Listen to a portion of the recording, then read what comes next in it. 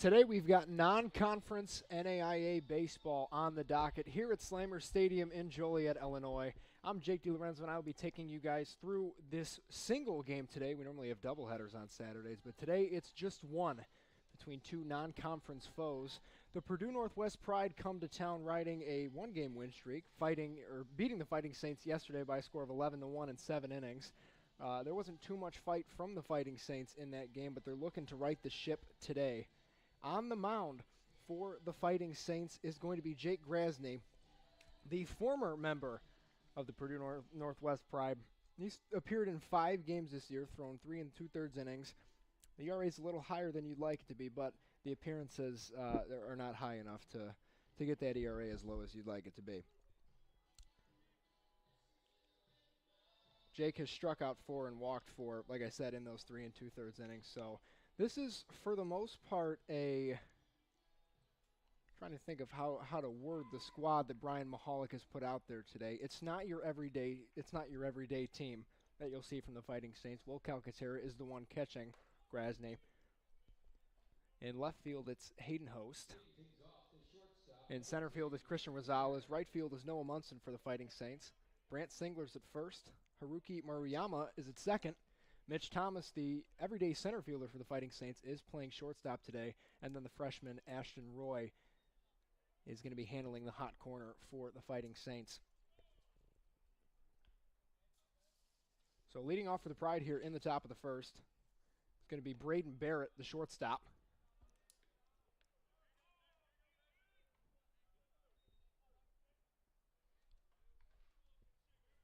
He's up 2-0 early on Grasney. It's a strike there. 2-1's the count.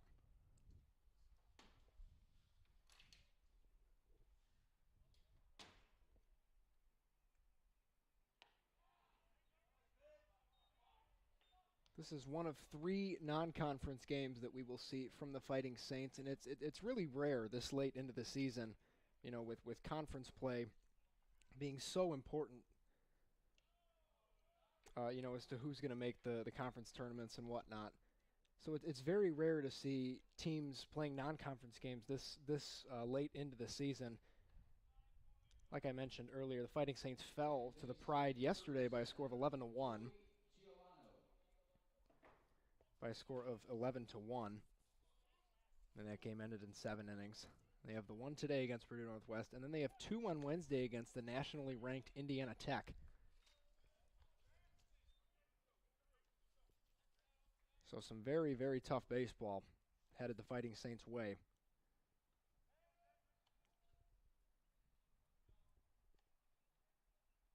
As now batting, it's going to be the second baseman, number 7, Joey Gugliano. Sorry to the Gugliano family if I butchered that. The runner takes off. Barrett slides in. No tag for Maruyama. And he's safe at second. He's got himself a stolen base, so a runner already in scoring position for the Pride. 1-1 is the count on Gugliano, hitting .289 this year. Appeared in 27 games. He's got 2 long balls and 15 driven in.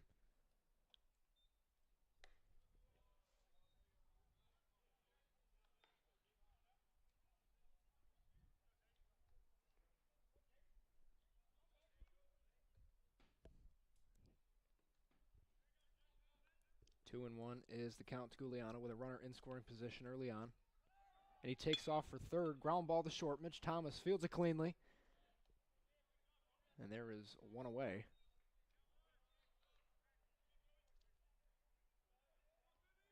Nice play by Thomas. We've seen him play shortstop before. It's just a very rare thing. First baseman, number 16, Billy Chidesy. But when you got a guy that athletic, why not? So now stepping into the box, one of the better hitters on the team, Billy Chidesy, hitting .313 this year. Also has 2 long balls, and he's driven in 18. He's got a runner in scoring position on third with a chance to do damage early on in this one. And he pops that one up. Major league pop-up. Thomas underneath it. And he's going to put it away. 2 outs now. Left fielder, number 17, Drew Drew Castiva looking to cash in with that runner on third.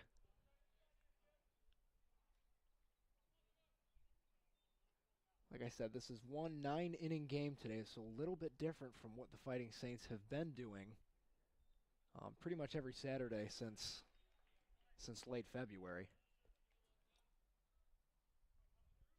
Nice off-speed pitch there from Jake. Puts him ahead 0-1.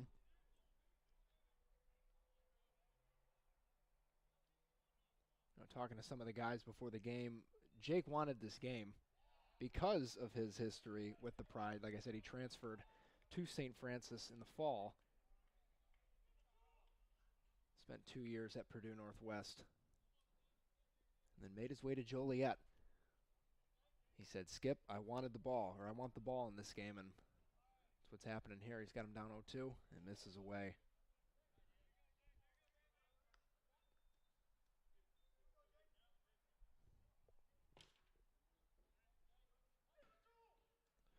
One and two's the count. Krasny looking to get out of this inning unharmed. Get those bats up. And he kicks and delivers. Foul tip, barely. Count stays at 1-2.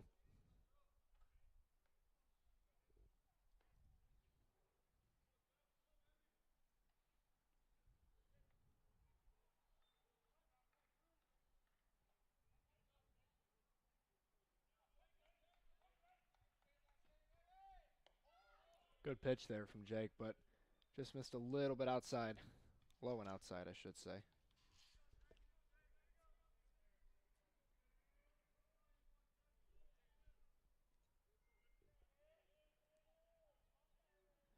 Be huge if he can put up a 0 in the top of the first here. The pitch. Another one fouled away. Castiva is battling.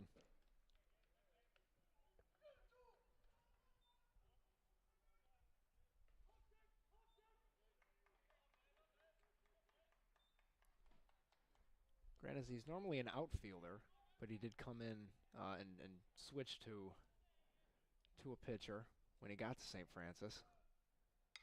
Nice pitch there. Fly ball to right. Munson underneath it. And he's going to make the catch. It's a scoreless first for Jake Granese as the Fighting Saints hold that runner at third. Score remains 0-0 as we head to the bottom of the first.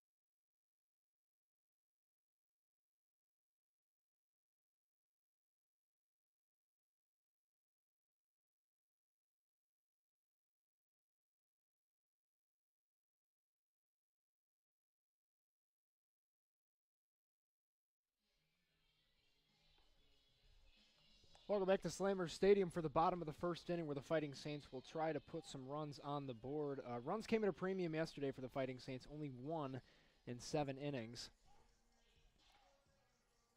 And today the task is going to be, well, it's not going to be too much easier. Colin Pfeiffer on the mound for the Pride carries a 4.97 ERA into this one. He has appeared in 7 games, thrown 25 innings, struck out 14 and walked 14. And has walked 14. He's got to face Mitch Thomas here to start. Like I said, Mitch Thomas, normally the everyday center fielder for the Fighting Saints, and Brian Mahalik deciding to switch things up, putting Mitch at short. Like I said, we know he can do it. He's done it before. But he's quickly down 0-2. A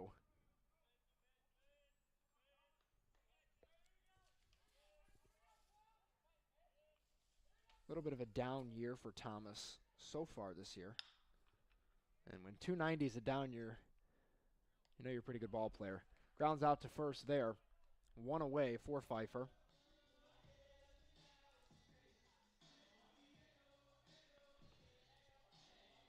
So now it's the sophomore Noah Munson, one of the more surprising hitters in this lineup. Noah comes into this one hitting 294.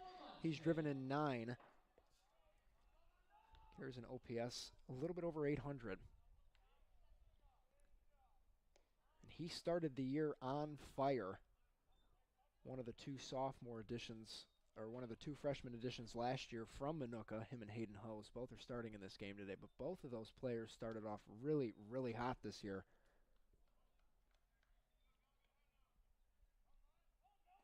It's good to see the development of those two. You know, eventually working their way into everyday lineups. Munson's up 3-0 here.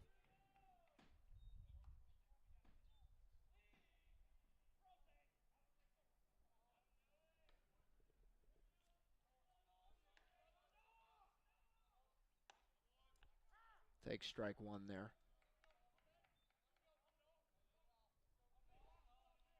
Like I mentioned, Munson, the sophomore from Shanahan, Illinois.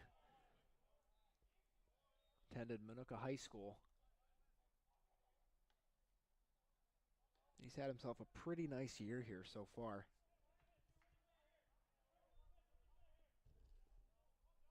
We know the kid can hit. I think that Brian Mahalik's just looking for that next step on defense as Munson strikes out there. So quickly, 2 away in the bottom half of the first. First base hit, number 14, Brant Singler. Now it's going to be the graduate student, Brant Singler. Brant is one of the 3 DHs that manager Brian Mahalik likes to shuffle in and out of lineups. Singler's had 21 at-bats this year, hitting 143. He's only driven in 1, so a little bit rough. But like I said, it's tough when you have 3 left-handed designated hitters. You know, you kind of have to ride the hot hand, and Dylan Scafuri's been the go-to designated hitter. You'll see the DH today is going to be Brian Graves.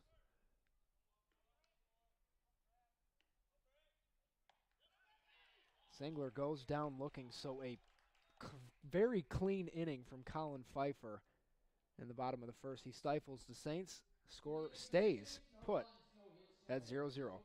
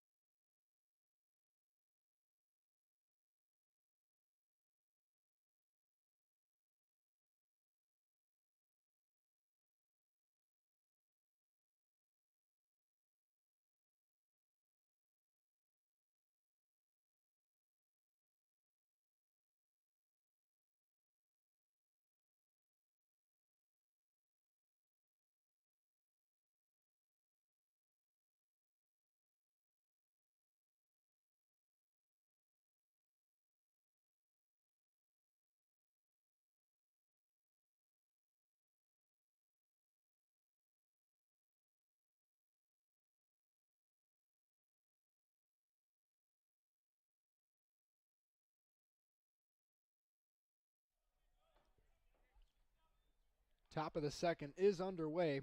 Granisy back out on the mound for the Fighting Saints. And his first test here in the second is going to be the designated hitter, Zach Wright. Wright for the Pride this year.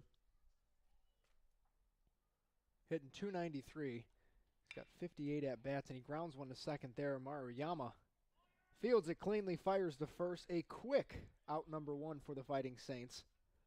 Center fielder number 6, Brett Bounds. That's going to be the center fielder, number 6, Brett Bounds. Bounds this year hitting .257. He's driven in 12. Walked 16 times, though, so very, very good eye at the plate here.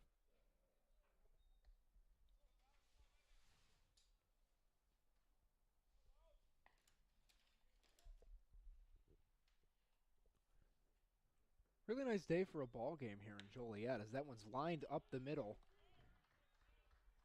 Bounds has himself a base hit. First of the ball game for either team. And there's going to be a runner aboard with one away. But really, really nice day for baseball.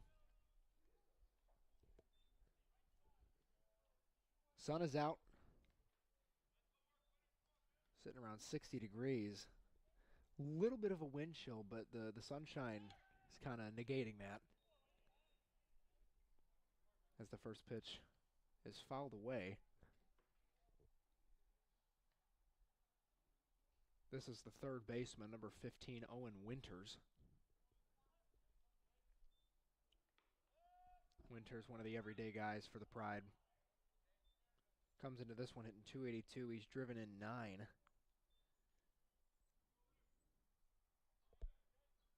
His OPS sitting just a little above 700. But he's got a runner aboard here. Another pickoff. That one was closer than the first one for Granisy.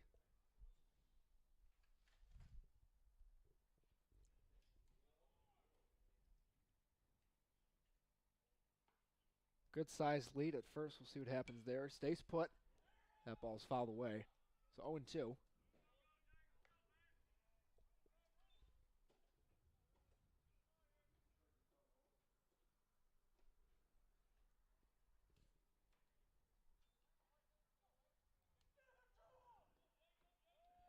Another pickoff attempt.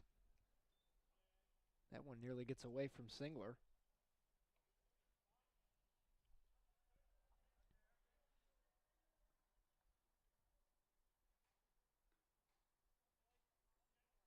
Bounds has 6 stolen bases on the year, and there's ball 1.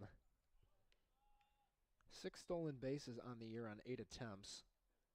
That's good for third on the team, or tied for third, I should say, with Gabe Bush. They both have 6th. And he takes off there. He's got 7.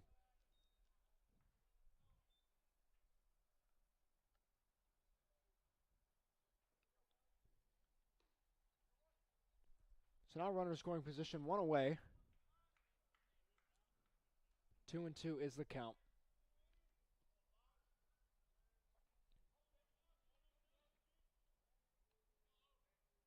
Granicy's done a really good job of attacking hitters here early on. That's a nice pitch there. Slider sets him down swinging.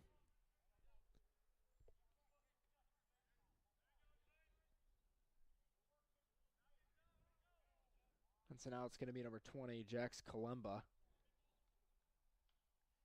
Kalemba's only got 25 at-bats on the year. And in those at-bats, he's hitting $120.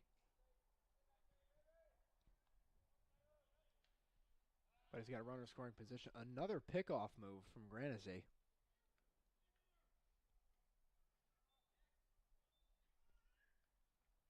Braden Barrett was active in the first. He's tied for first on the team in steals, but he was very active on the base paths in the first, so it's likely why we're seeing so many pickoffs here. Another good pitch from Granisy.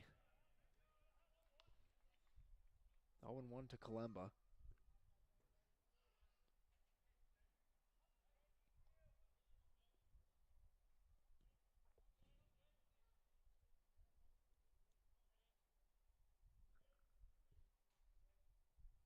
Nice breaking ball there out to center field. Rosales comes in, gets underneath it. That's another scoreless inning for Jake Granizzi. Score is still tied at 0 as we head to the bottom of the second.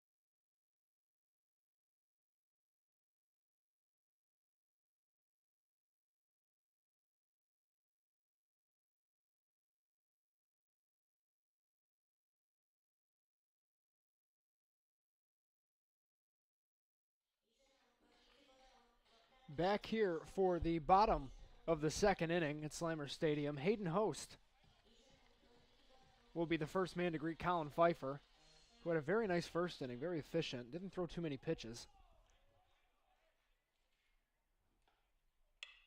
Swings at the first pitch he sees, ground ball to second. And Host is retired early, out number 1. And that sets the stage for Brian Graves, the designated hitter in today's contest.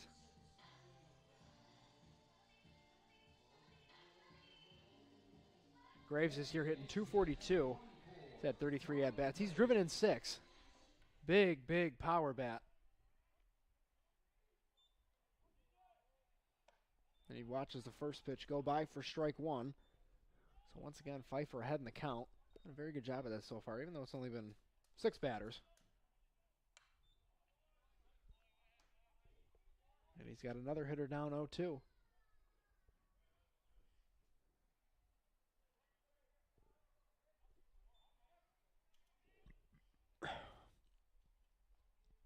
Pfeiffer's got 14 pitches up to this point, 2 strikeouts. And he's got another one there. Graves goes down looking quickly, 2 away here in the bottom of the second with the center fielder, Christian Rosales, to do up. Rosales has had himself a very nice year defensively in the outfield. He's been Brian Mahalick's go-to guy and when they're in need of a left fielder.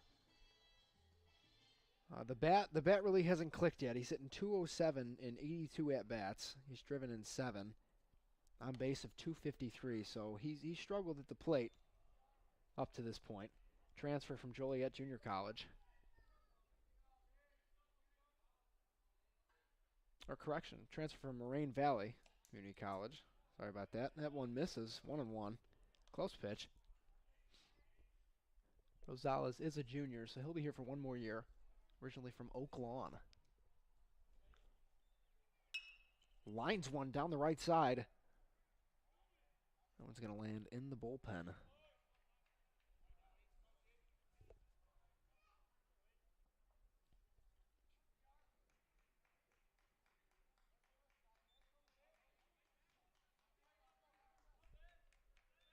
One and two is the count. Good battle here between these two.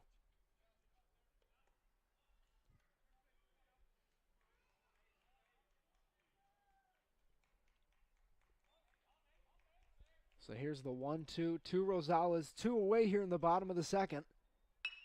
Ground ball up the middle. Nice play by Pfeiffer on the mound. Rosales is retired.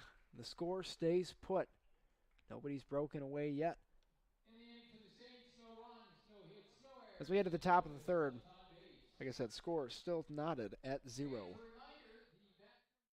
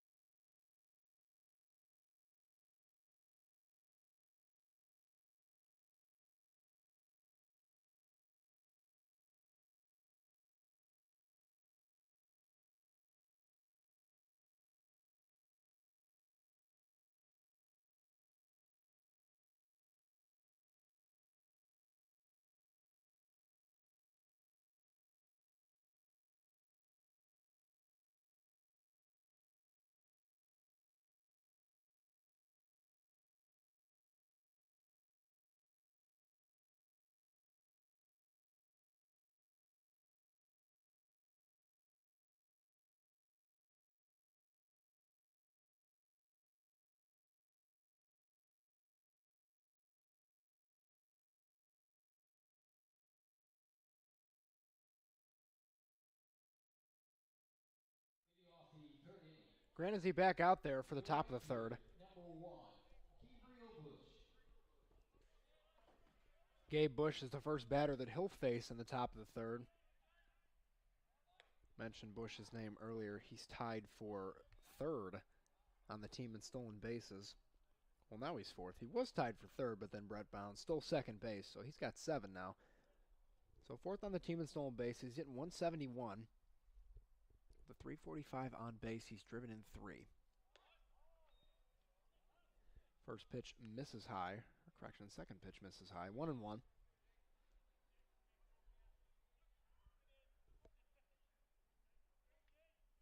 "27 pitches through 2 innings of work for Granizzi. It's a nice pitch there, 1-2. Great breaking ball from Granizzi.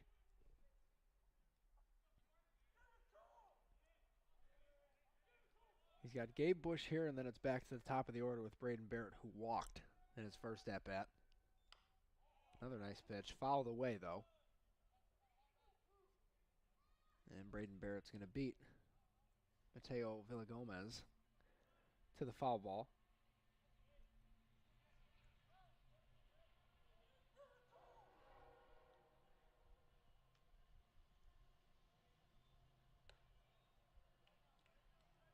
Tried to go backdoor with that breaking ball, but missed. 2-2 is the count. Good idea from Granizzi. I'm a big believer in pitching heavily in one zone every at-bat, and then throwing a couple of pitches, maybe just one pitch, in the total opposite zone. So what I mean is, I'm a big believer in, pitching a guy outside an entire at-bat. That's all he's seeing. That's all that he knows, that at-bat, and then you come in with something inside.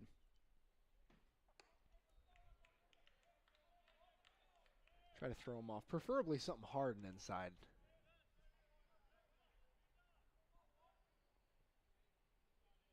It's my unprofessional approach from the guy in the booth. Another one fouled away. Gabe Bush is putting up a fight. Count stays put at 3-2. Nobody away.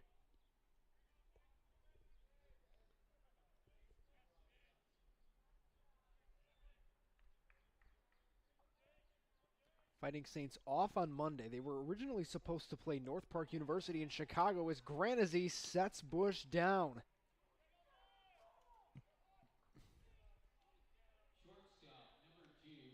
That's his second strikeout of the day. Braden Barrett now up. He walked in his first at-bat. Caused a little bit of havoc on the base paths, so I'd prefer to not have him on base. First pitch swinging for Barrett. Fouled away. 0-1.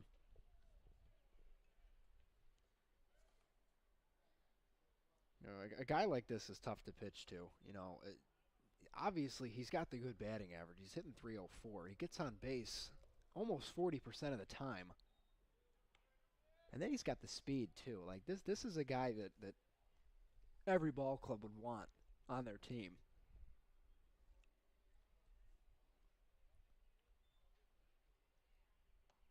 Another nice pitch from Granazzi. 0-2 is the count.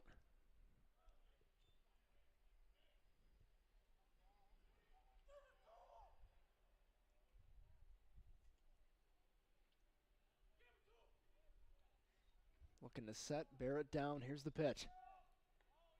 Miss is low, but it looked like Barrett wanted it. And that little lunge towards it. 1-2. Good pitch, though, to change the eye level.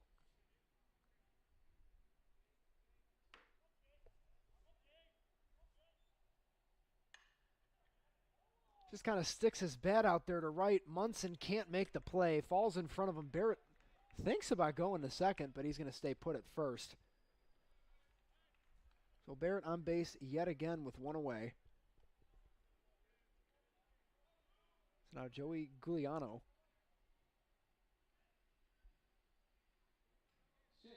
Grounded out to short in his last at-bat.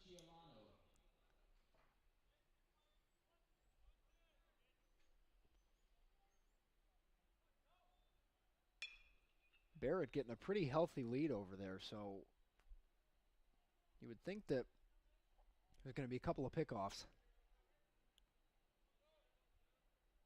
Or pickoff attempts, at least. Just keep him honest over at first. 0-1 is the count. And as I say that, check on him over at first.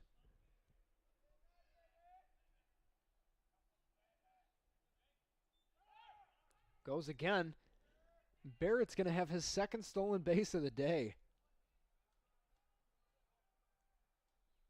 That pitch did miss, too. So it is 1-1.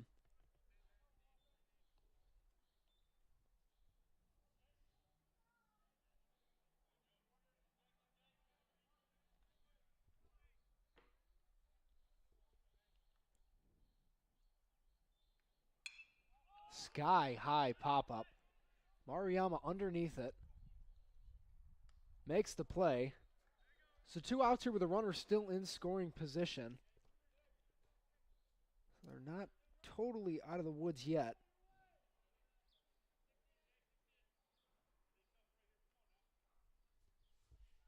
Billy Chidsey popped out to short in his last at-bat. Big lefty.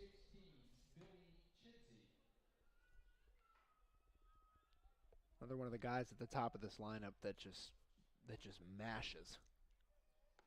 He's going to watch the first pitch. They're close, but it's going to miss for a ball. 1-0. Sorry about that. Just touched the mic. Tried to itch my face, and now your speakers might have been blown out. That one misses inside. 2-0.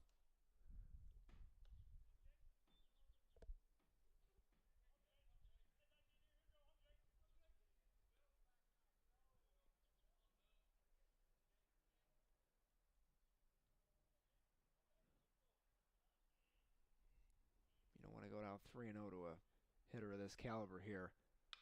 Ground ball towards first. Singler makes a nice play on it. He's going to flip it to Granazzi.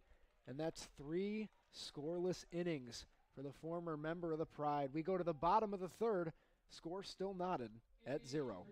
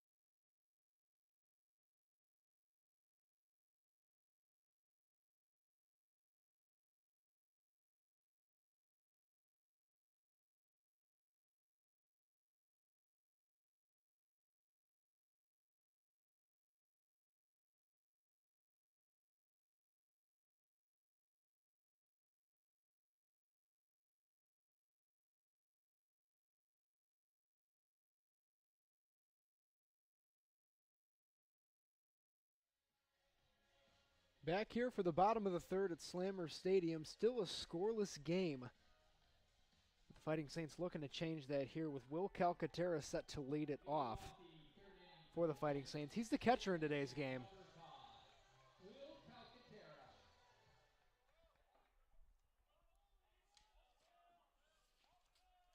Calcaterra. Calcaterra hasn't seen too many opportunities this year because he is stuck behind, honestly, one of the best catchers in the conference in Jake Murda. But in the time that he has seen, Calcaterra hit 111. He's only had 9 at-bats.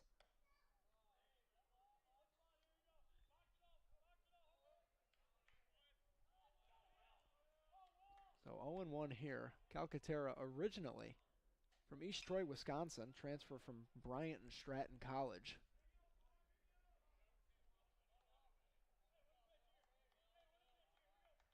Loves his Wisconsin sports. Brewers and the Packers.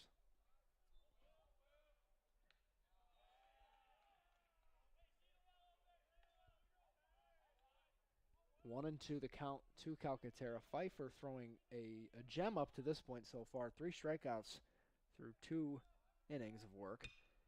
Calcaterra is going to fly that one into shallow right center. Second baseman Joey Giuliano underneath it. And he makes the play. So 1 away here in the bottom of the third with Haruki Maruyama. Maruyama also hasn't seen too much. He's only had 5 at-bats.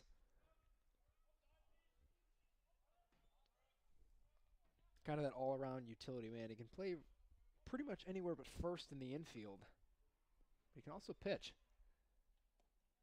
As he swings through the first one there. 0-1. Maruyama from Osaka, Japan. A senior here at St. Francis. A transfer from Ohio Christian University. That one misses inside. So 1-1 on Maruyama.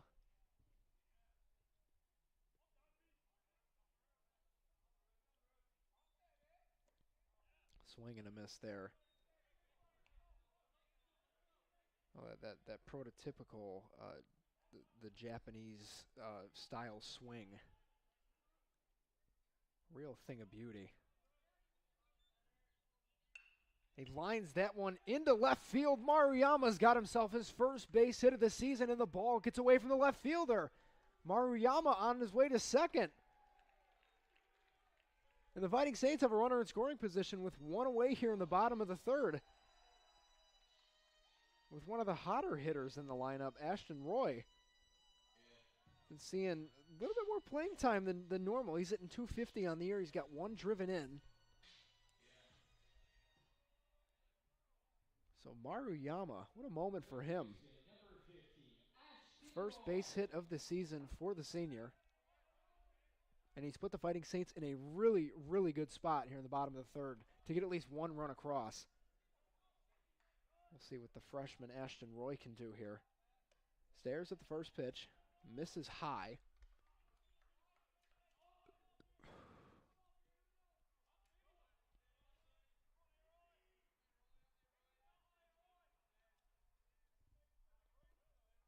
Roy, another one of those ultra utility men. He's playing third base today, but he has played third, or he has played short, and he has played second.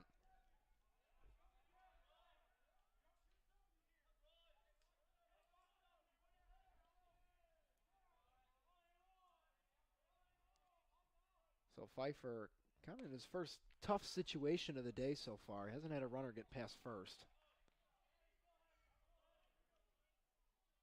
Or hasn't had a base runner at all, I should say. This is the first one of the game.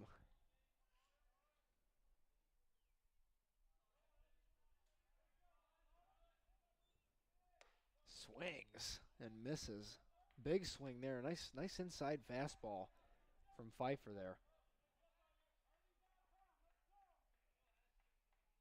Seems to be living inside in this at-bat. So Roy chokes up a little bit. 2-2, he's got to protect here. At least move that base runner. Maruyama stays put at second. Looked like he hesitated a little bit, maybe, or might have wanted to go, but does not pull the trigger. It's probably a good thing he didn't pull the trigger because that ball didn't really get away from from Kalemba. So 3-2 is the count. And he strikes him out looking. Colin Pfeiffer with a huge pitch there. As now there's 2 away. That inside pitch. He had been working on it all at bat, and he finally got it exactly where he wanted it to go. He missed inside a couple of times in that at bat. But he gets the strikeout there. He's got 4 on the day. And now it's Mitch Thomas. Thomas grounded out to the second baseman in his first at bat. But he's got that runner in scoring position now. As Pfeiffer misses away. 1-0.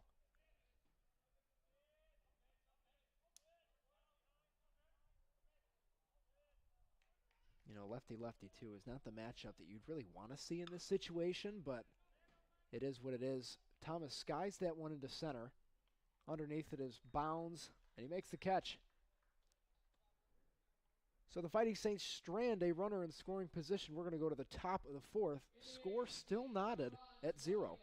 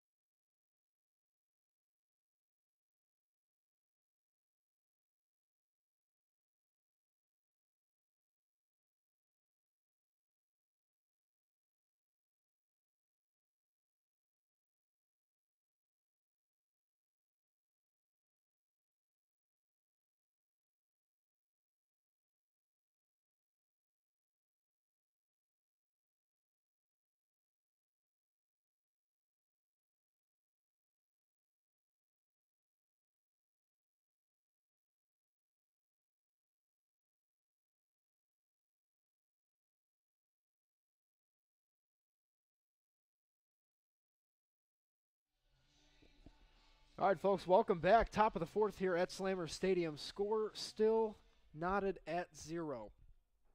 This is the exact opposite of what we saw yesterday. It was an offensive onslaught by the Pride, putting up 11 runs in 7 innings. I will say I'm interested to see what pitchers Coach Mahalik decides to use in this game. I know yesterday he threw some guys that don't normally get innings. As the first pitch to Caceves popped up, Maruyama underneath it, makes a nice play there. So quickly 1 away. But I'm interested to see what pitchers they use. I know yesterday Michael Leonard started the game for the Fighting Saints. Carter Geraltz, the freshman, also saw innings. We also saw Brock Lang on the mound. So a lot of faces that we don't normally see for St. Francis got work yesterday. So I'm interested to see what the plan of attack is as far as pitching goes today. But I don't think we're going to have to worry about it with how Granizzi's throwing right now. 2 strikeouts to 1 walk here, and Zach Wright's up.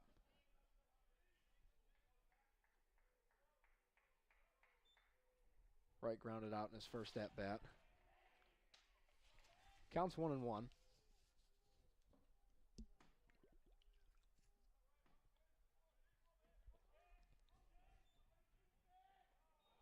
That one misses. Snapped that slider off a little too early, and it skipped in front of home plate.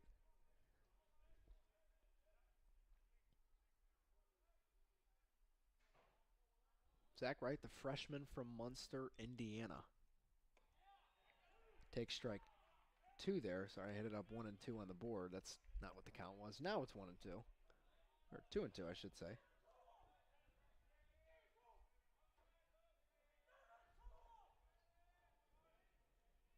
2-2 from Granasy. Fouled.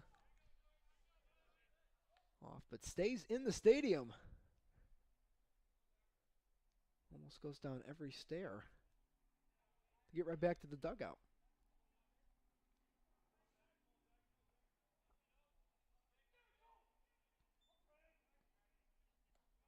Misses low and away there. Right, it looked like he wanted it. So 3-2 is the count now. One away with Brett Bounds in the on-deck circle. That ball's absolutely roped to center field. Rosales underneath it, and he's going to make the play. Nice piece of hitting from right, just right at the center fielder, Christian Rosales. 2 away here in the top of the 4th inning. Granasy is throwing really, really well so far.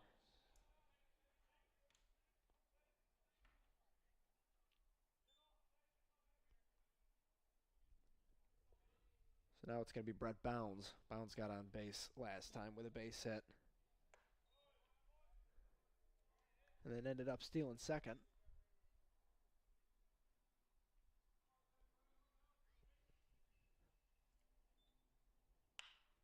Ground ball to short. Thomas fields it cleanly and makes the play. Jake Granasy having himself a day versus Purdue Northwest. Score stays put at 0.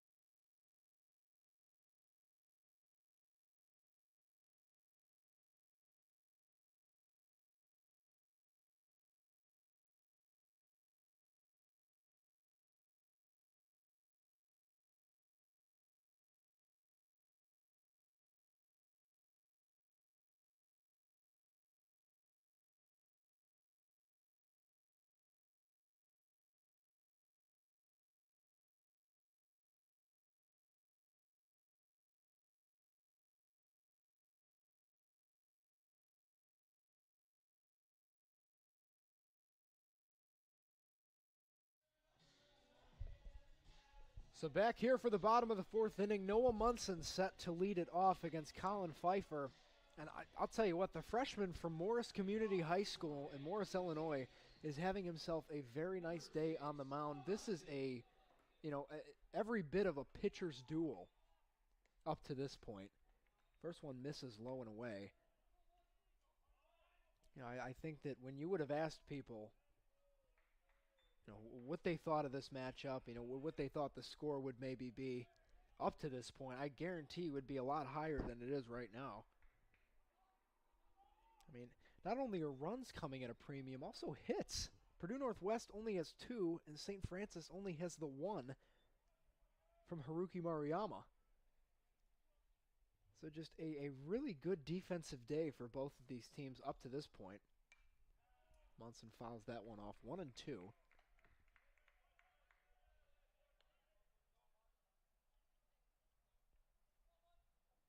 Brant Singler in the on-deck circle.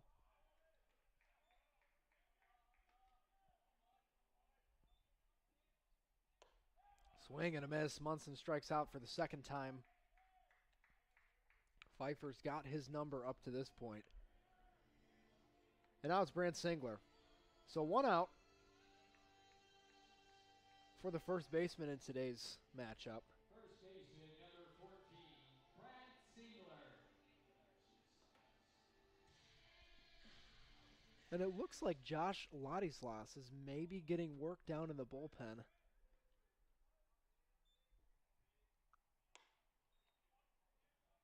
I don't have my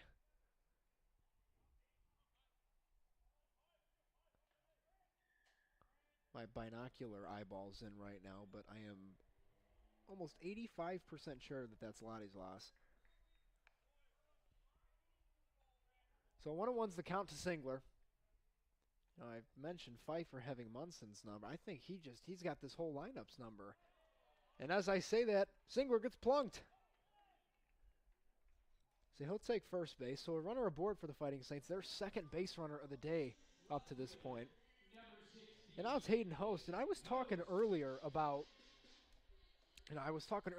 Munson's development, or not development, I should say, but his start to the year at the dish. Hayden Host has been just as good, if not better.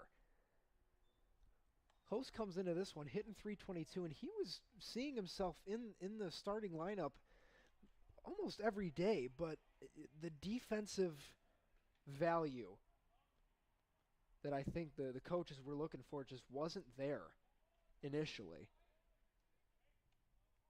It's kind of why I don't even want to say he played his way out of the lineup, because hitting .322 shouldn't get you taken out of the lineup. He's driven in 10. I mean, he's got an OPS over 720. I think that will remain one of the bigger mysteries this year.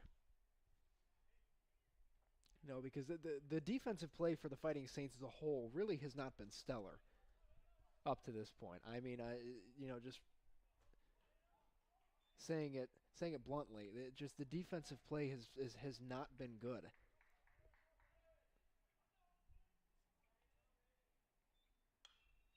Another one fouled away.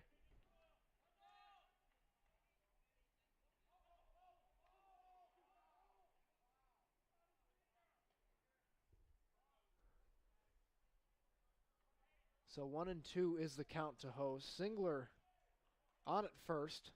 Don't think we'll be seeing him run. Takes that one high.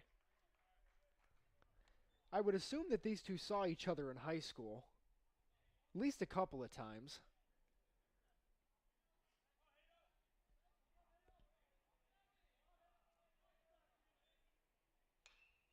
Two guys playing NAIA ball from the same area. Normally they tend to know of each other.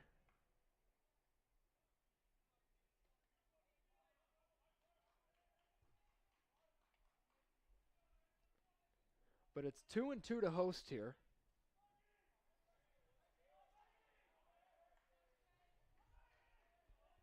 Singler being held on at first. That one misses inside, so full count to Host. Running this pitch count up for Pfeiffer.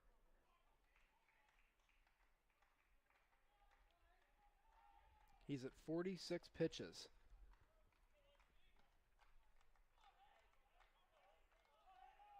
Pfeiffer comes set and delivers. Fly ball hit into the air to shallow left. Shortstop underneath it, and he's going to make the play. That's Braden Barrett. So nice play moving backwards. So there's 2 outs now for the designated hitter, Brian Graves.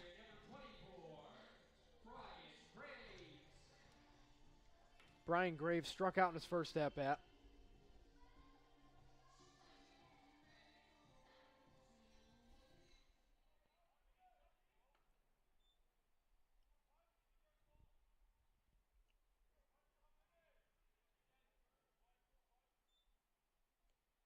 First pitch hits him. Misses with a breaking ball. The Fighting Saints now have a runner in scoring position. 2 runners on for Christian Rosales.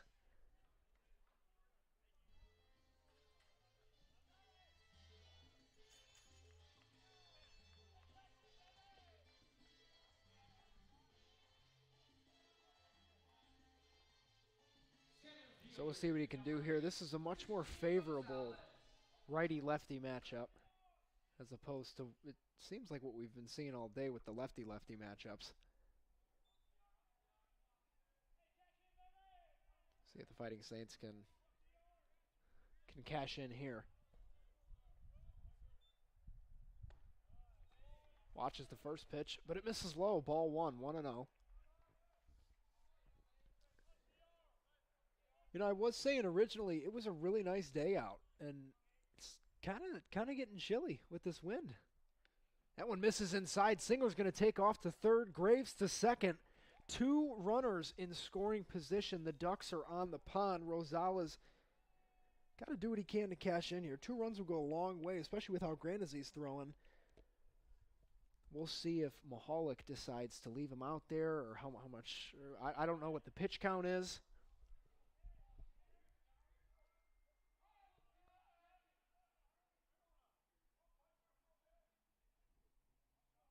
So we will see what he decides to do with Grandezy. But for the time being, stares at that one. Looks like he wanted it, but take strike 1. 2-1 to the center fielder. Pfeiffer going from the windup now. Ground ball towards third base. And Owen Winters makes a nice play. So 2 runners in scoring position stranded. Both of these teams fighting tooth and nail to get that first run across. We'll see if Purdue Northwest can do it when we come back for the top of the 5th.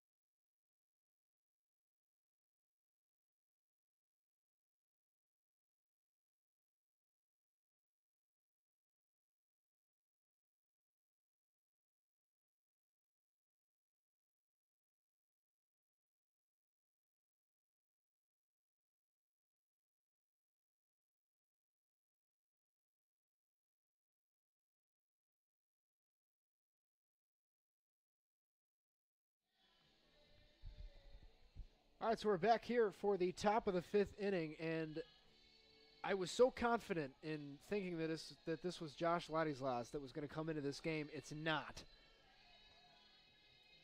It is Dominic Alberico, the freshman from Providence Catholic. You'll see he is a true sidearm pitcher. When he comes into this one, he's appeared in 4 games. He's got 5 strikeouts to 1 walk. He's thrown 6 2/3 innings with an ERA sitting at 14.85. But that's going to be the case when you don't have too many appearances to keep trying to lower that. This is there again. It's a 2-1. But I think the main thing with Alberico, and especially considering the fact that he is a freshman, Alberico not walking too many people is a really, really good sign. As I mentioned, 5 strikeouts to 1 walk. You go through some of the stats here from other guys. The walks are often higher than the strikeouts, and that's not the case for Alberico. Ground ball to second base. Maruyama fields it cleanly, and there's 1 away.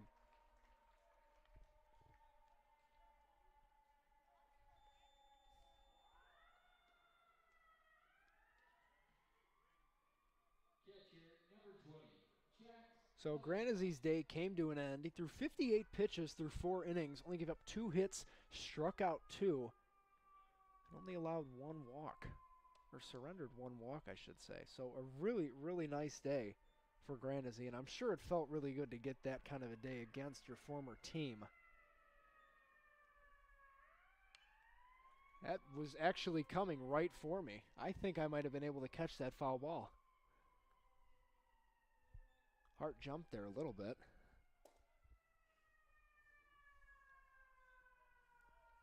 This is Klemba. He's 0 for 1 today. And he's going to sky one into center field, more like right center. Rosales underneath it, makes the play. 2 away in the top of the 5th. Alberico continuing the trend of dominance from the St. Francis pitching staff. And now it's going to be Gabe Bush. Number 1, Gabriel Bush.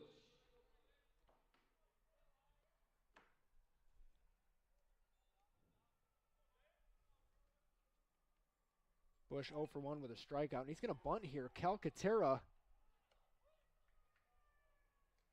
fires down to first, but it's foul ball. 0-1 will be the count.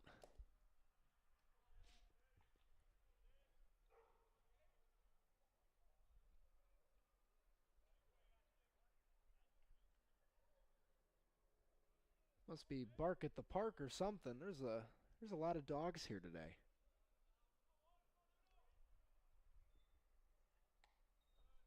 One of the most underrated traditions in baseball is that one random dog day in the middle of July where people dress their dogs up in their favorite team's jerseys and hats, get their pictures.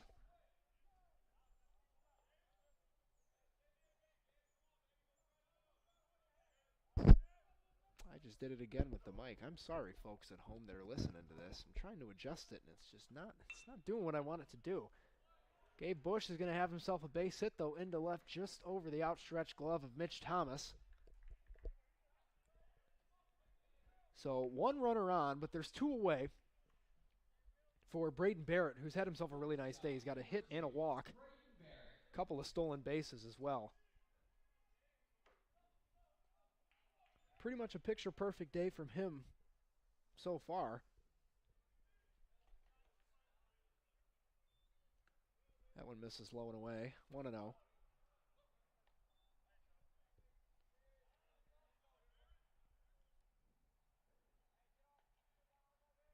You know, Alberico throws on the right side of the mound, at least from where I'm sitting here in the booth. Bush takes off. Throw from Calcaterra is not in time. Bush almost beat Maruyama to the bag.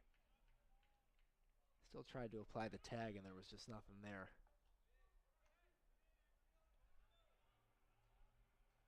So that runner's on second. 1-1 is the count to Barrett.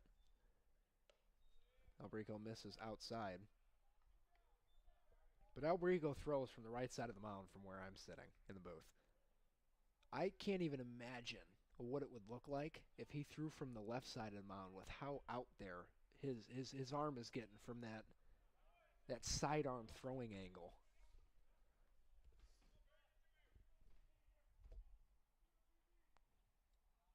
Especially to a right-handed hitter. I mean, everything looks like it's coming right at you. Especially breaking stuff. Alberico falls on the mound there. He ends up walking Barrett. So 2 runners on for Purdue Northwest in this scoreless game with Joey Giuliano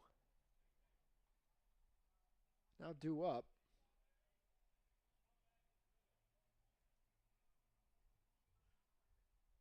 And pitching coach Sean Pierce is going to make his way out to the mound. Maybe just to give the pitcher down in the bullpen some more work. It looks like Chris Villawalk, but I thought I knew who it was last time, and that wasn't who it was, so I'm just going to keep my mouth shut in that department.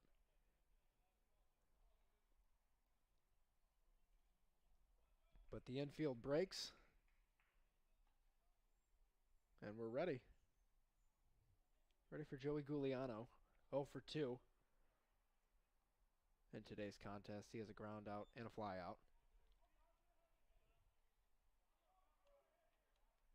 2 runners aboard. Alberico looking to keep this score exactly where it is when he misses outside. 1-0.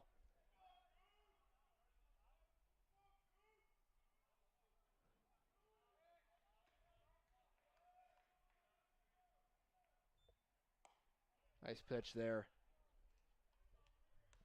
Just kisses that outside corner of the plate. 1-1 is the count.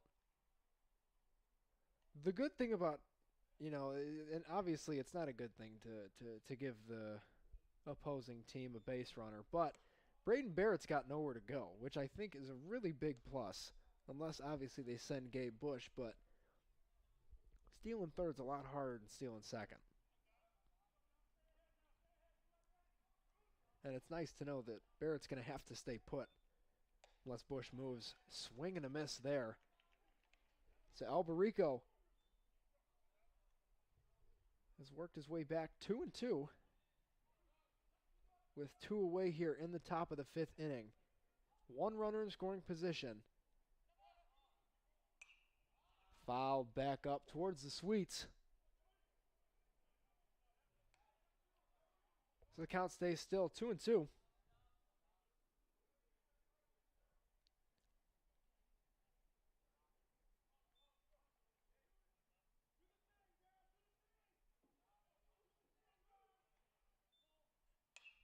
Sky high pop up. Calcaterra underneath it. And he makes the play. Great damage control there from Dominic Alberico. Gets out of it. Leaves that runner at second base stranded. This score is still knotted at zeros as we head to the bottom of the 5th.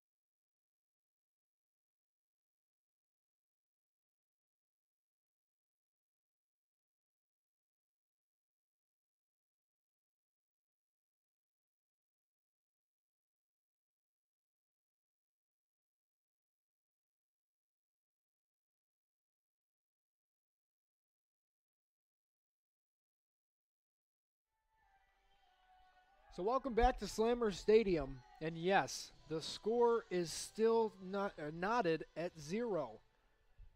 Somehow, some way, this is the best pitching performance of the year by this Fighting Saints staff, and it's coming from a lot of guys that don't see too many innings as Will Calcaterra leads off the bottom of the 5th with a base hit. That's a great sign for the Fighting Saints early.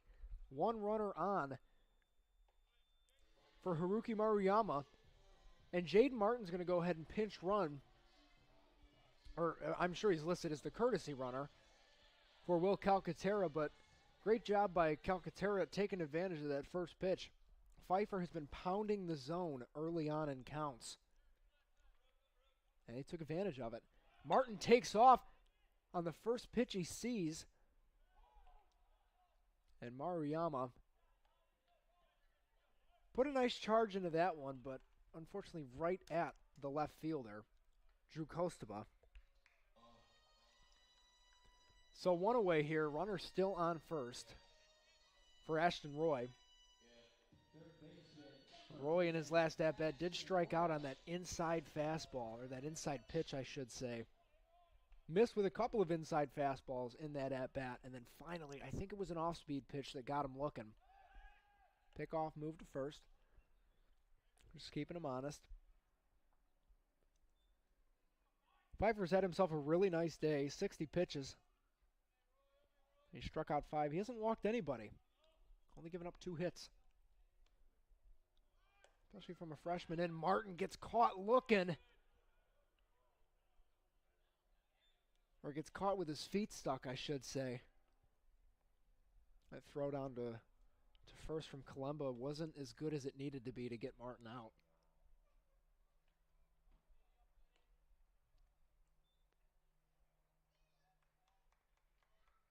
Everybody's holding their breath, but we're good now. A bunt from Roy, and it's popped up. So what started off as a really promising inning has turned into, well, not a promising inning. First pitch swinging from Maruyama, and then Roy popping up the bunt there.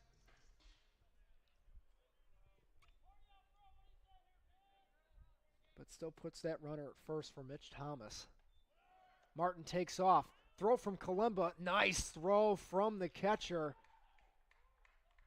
And Martin is out at second. So a very quick bottom of the 5th for the Fighting Saints. Started off really well with the base hit from Calcaterra, but nothing materializes. Score stays still at 0 apiece.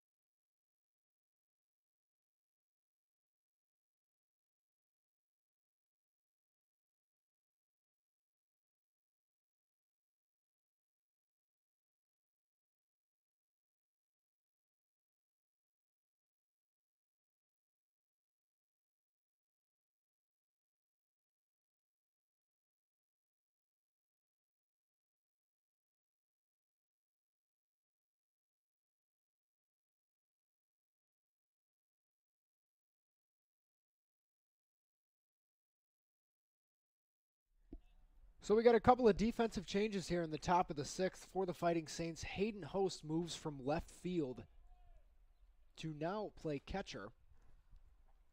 Center fielder is now Jaden Martin, came in a pinch run. And then left fielder is Dominic Albarico. No, correction. Christian Rosales moves from center to left.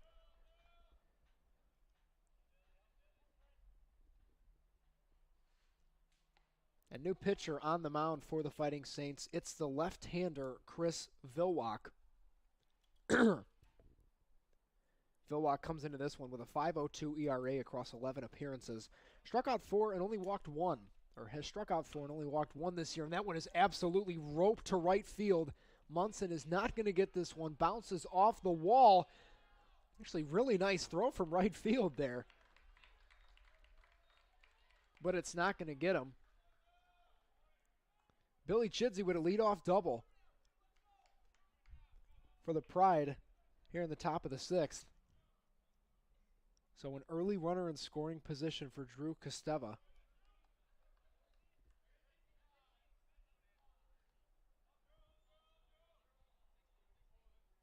See how Vilwak handles this situation. Last year, Chris Vilwak was the most reliable man out of the bullpen. You know, in today's day and age in baseball, everybody's so used to velocity. It's just speed, speed, and speed. Vilwak is the exact opposite of that. He is all finesse. And he carries somewhat of an eephus pitch as well that just really, really throws people off. He like I said, he does not throw the hardest, but he knows where to put the baseball, and he uses it to his advantage. Obviously, this year has not been as successful for the Fighting Saints as a team.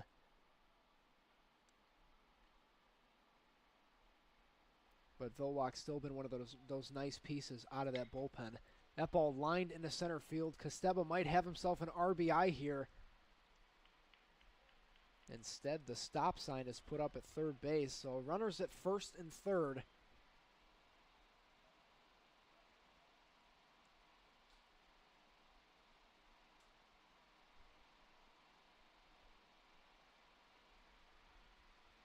For Zach Martin.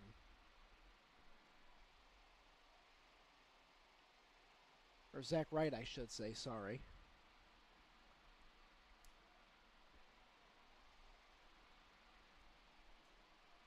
He's got one runner in scoring position. I wonder if we'll see movement here. That one lined to right field. Munson makes the nice play and fires it home. Singler does not cut it off.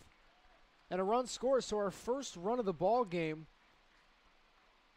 comes in the top of the sixth, an RBI, or a sac fly, I should say, for Zach Wright. Scores 1-0 Pride here.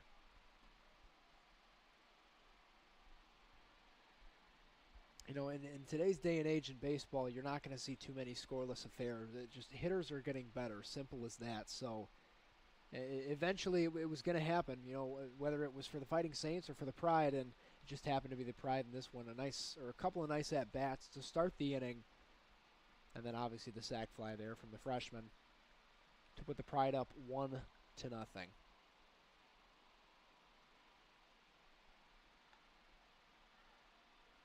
Strike one there.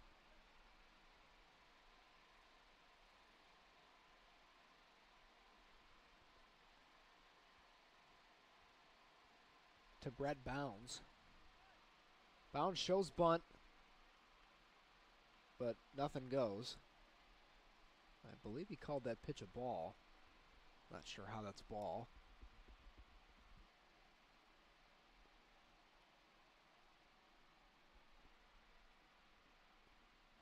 I don't think we're going to see too much movement over there at first. Host fires down. Attempts the back pick, but nothing's doing. So 2-0's the count here to Bounds. Nice day so far for Bounds. 1 for 2 with a stolen base. Since we're all keeping track of the stolen base leaders on the Pride, or we have on this broadcast at least, Bounds is now 4th on the team.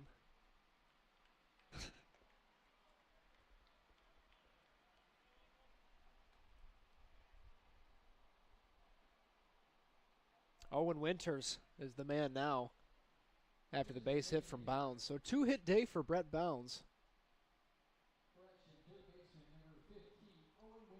Owen Winters with another runner in scoring position, and that favorable lefty-righty matchup that we've been talking about in this broadcast. Ground ball to shortstop, Thomas to Maruyama, and I think he forgot how many outs there were. Maruyama thought that there were 2 outs. There's only 1.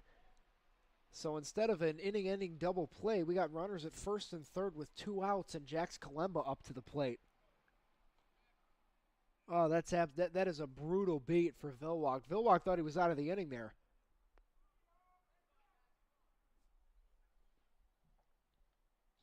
That's just being aware there. It's just knowing the situation. And so if you're Maruyama, you got to hope that, you know, nothing else happens here in this inning. Kalemba on the day 0 for 2.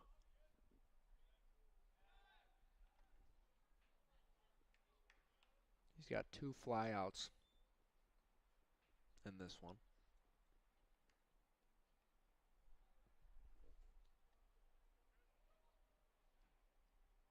Kalemba, a senior from Chicago. Watches ball 2 there.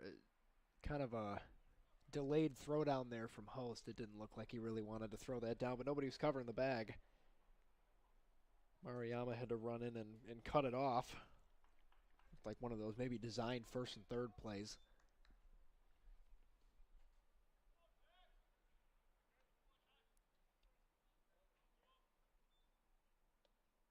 There's that eephus pitch there.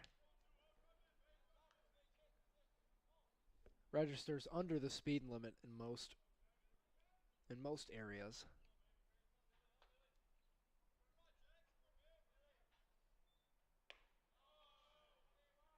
Misses high there. That one looked close. You know, one of the more interesting concepts in baseball now is the ABS system.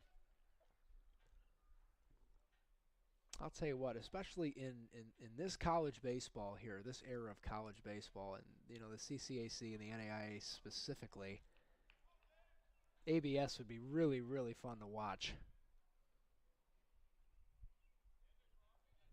So Columba walks. So bases are now loaded because we're going to see a pinch runner as well. It's going to be Nick Robinson, the sophomore from St. John, Indiana, pinch running at first for Columba.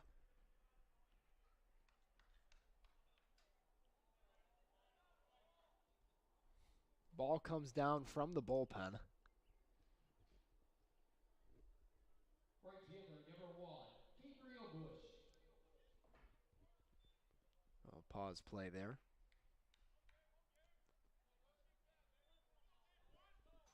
At bat's back on, though. Gabe Bush.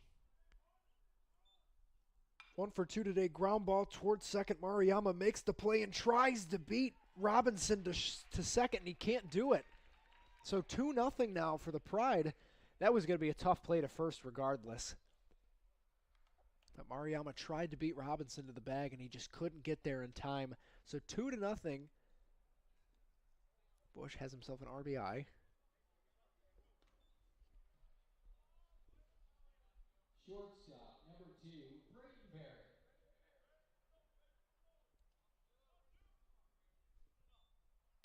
That one skied into right center field, and that ball's going to get down. It looks like maybe two runs will score, 3 runs will score. Braden Barrett, a 3 RBI double to make it 5-0. So this inning has just been catastrophic for the Fighting Saints. Thought they were out of it, but lack of situational awareness has led to this, a five spot in the 6th inning from the Pride, and it looks like that'll be all for Vilwalk. We'll get more information for you guys when we see who's actually coming into this one. We're going to take a quick break.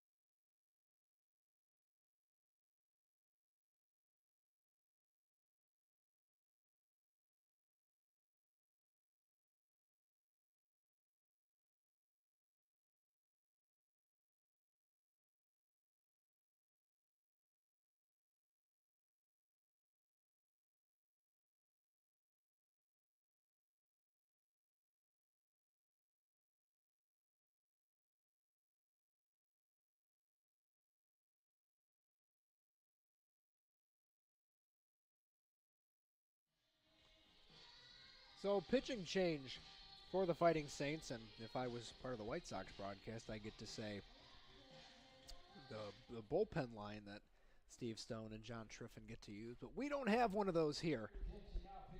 So instead you just get me talking about Quinn McGuire. McGuire up to this point has been one of the more reliable arms out of the bullpen for Brian Mahalik in his last year here with the Fighting Saints. carries a 6.06 ERA into this one in 14 appearances. The runner goes to third. Barrett's got his third stolen base of the day. Somebody's going for a Tops Now card in MLB The Show, for those that understand that. For those that don't, just means he's having a really, really good game. That ball fouled away. Doesn't look like it's going to stay in. Singler, very convincing there. Made it look like it was maybe going to stay in the park or stay in the field of play. So 1-1's the count. Going back to Quinn McGuire, 6.06 ERA in 14 appearances. And I know the ERA, looking at it, doesn't look too good, but in college baseball, the ERAs are not always going to be super low. McGuire has 11 strikeouts on the year to 14 walks. He's thrown 32 innings. You know, didn't see him as much last year because of some ankle issues, but he's back in one of his best forms this year. That one lined up the middle. Thomas can't get there. Joey Giuliano's going to have himself a base hit and an RBI. Drives Barrett in. It's 6-0 Pride. With Billy Chidsey now up to the dish. 1 for 3 today. First baseman number 16, Billy Chidsey. You know, opponents are only hitting .250 against McGuire. He's only given up one long ball. And once again, nobody's at second base initially. So Giuliano gets himself a stolen base.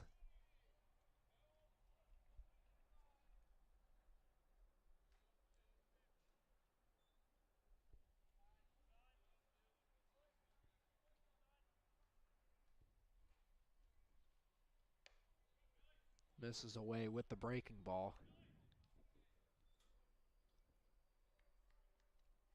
You know, relief pitchers are at a premium. Not just here, really, really everywhere. Across college baseball, across the pros. You only, you know, the likelihood of getting a shutdown guy out of the bullpen is not as high as you would really like it to be. But I really think that a lot of these guys on this Fighting Saints team have done really, really good with what they've been given. No, and McGuire's one of them. He's looked really good this year up to this point. Ground ball to first there, and that'll end the inning. So a disastrous top of the sixth for the Fighting Saints. Like I said, lack of situational awareness results in 6 runs for the Pride. So it'll be 6-0 as we head to the bottom of the sixth inning, the home stretch of this game coming up here on the USF Sports Network.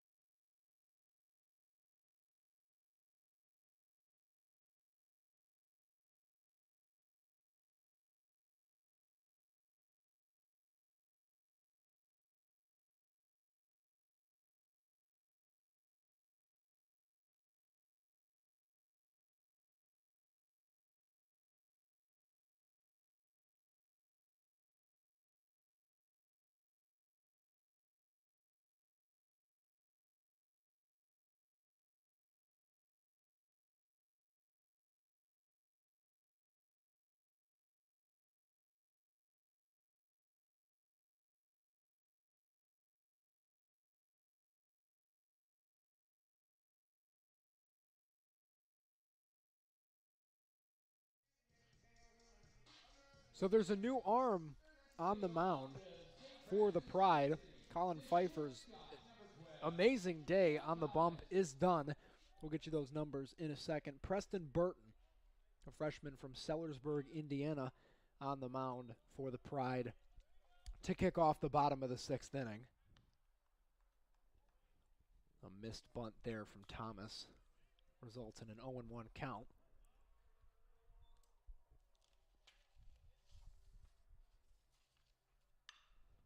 That one hit down the left side, and that's going to be extra bases for Thomas. He can fly.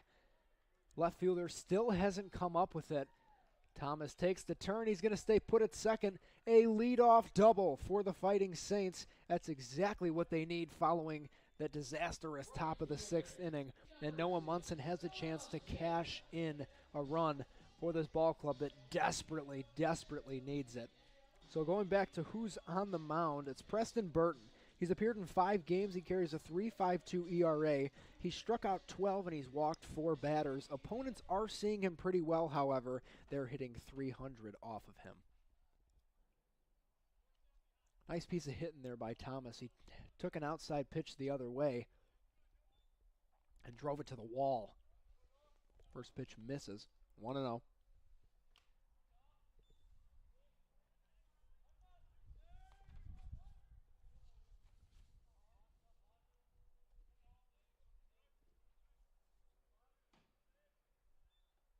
That one misses low and away, and Thomas almost fully commits to going to third base. Decides to stay put.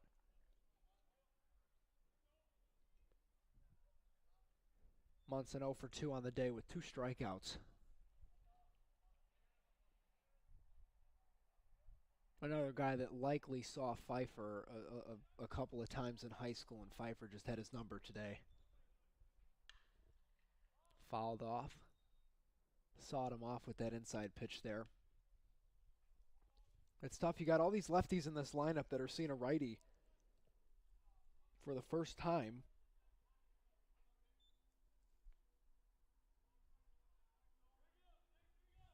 I'm interested to see if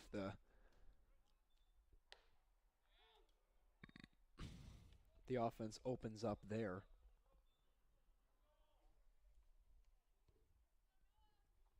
Or in that department, I should say, just seeing that right-hander now. Singler's on deck. Munson the batter. 2-1 is the count.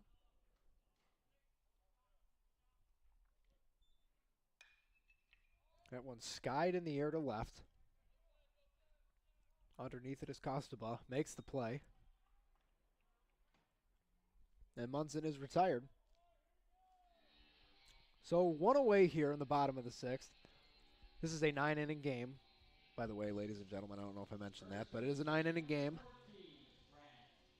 You know, we're getting close to panic time here if you're the Fighting Saints. Yeah, the offense has just not done its job the last couple of days, and you know, opposing teams are bound to see pitchers at some point. You know, but if your offense can't produce, it's not going to be much of a threat.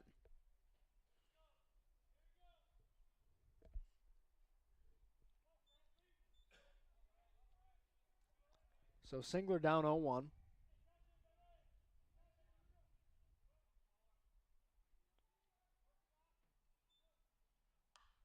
That ball skied foul. Back into the stands.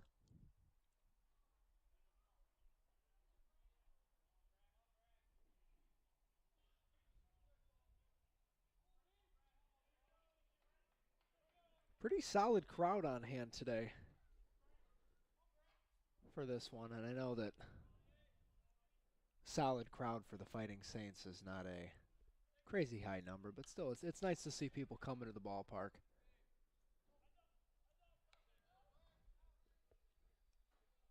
That ball made its way back down into the bleachers. I would say it would be a souvenir, but it's not. They need those baseballs back. Baseballs are expensive in this economy. High and away. Counts 1-2.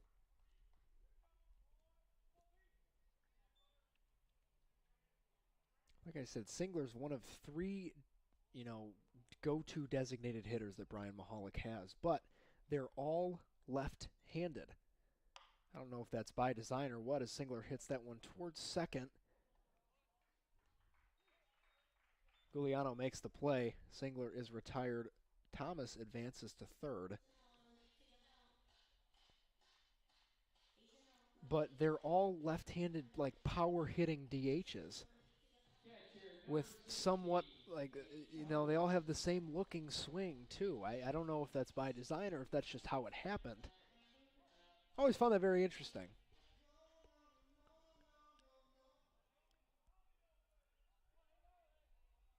So now it's Hayden Host. Host today 0 for 2. He flew out in his last at-bat to shallow left. One of the better hitters on the team coming into this contest.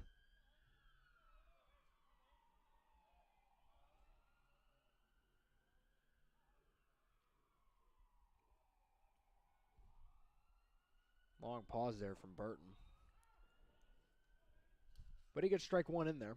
1-1 is the count. Purdue Northwest had 7 hits in that bottom of the 6th inning. I mean, they were just seeing the ball so well after Granazzi came out of the game. And even with Alberico, it looked like they weren't 100%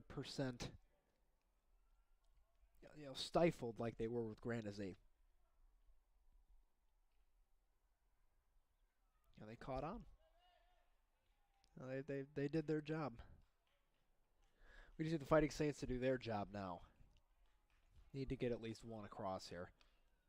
That one's fouled away. 2-2 is the count.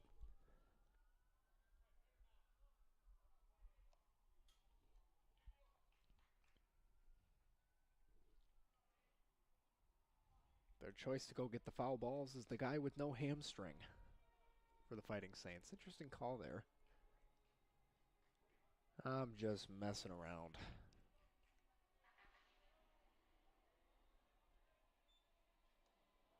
Nice take there from Host. Tempting pitch. That changeup, middle and low, looks so good till it hits about 50 feet and then it just drops. And he takes ball 4 there, so Host is aboard. First and third for the designated hitter in this one. It's Brian Graves. He's 0 for 1 with a strikeout, and he got plunked in his last at-bat.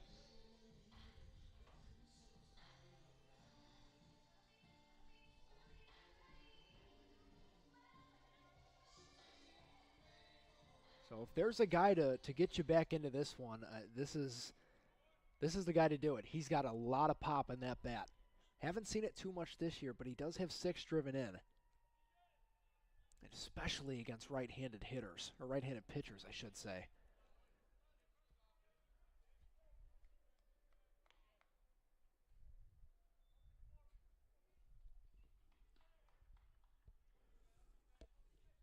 He's ahead 1-0. That one grounded towards the Fighting Saints dugout along the first baseline.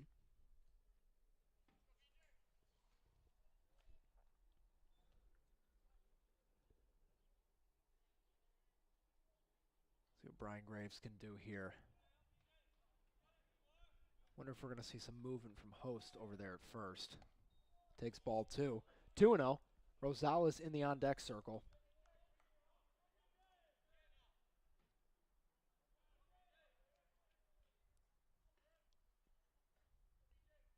And Jaden Martin in the hole. That one kind of sawed him off there.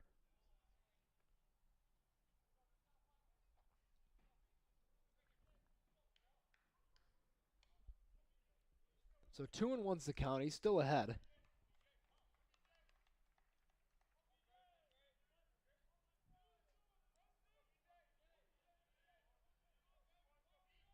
this game of capitalizing on mistakes, we'll see if Graves can get something here from Burton.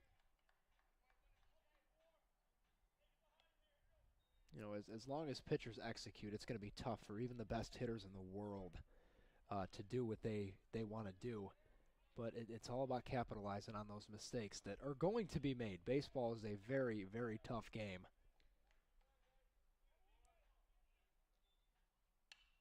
That one hit in the air to shallow left. Shortstop underneath it, and he makes the play.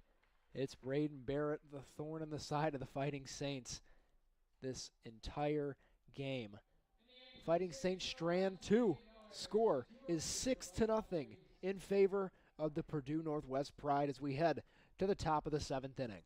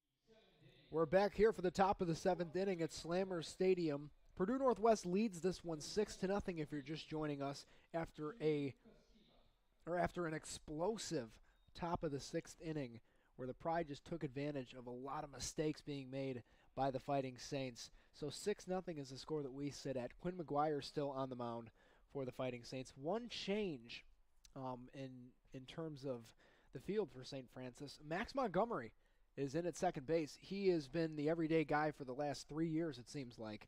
He is now in the game at second base. Maruyama is pulled after his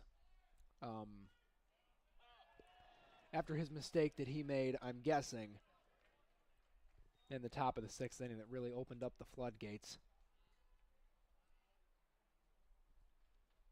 So there's already one away. Drew Costaba just grounded out third. And now it's Zach Wright. Zach Wright had the sac fly to score the first run of the ball game back in the top of the 6th. Almost batted around.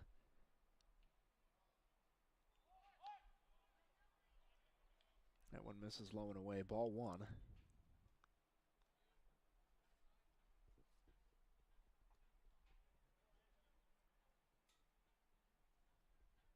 Bullpen seems calm for both teams. Nobody up and moving just yet. 2-0 to Zach Wright. Brett Bounds in the on-deck circle had himself a nice day. He's got 2 hits and a stolen base.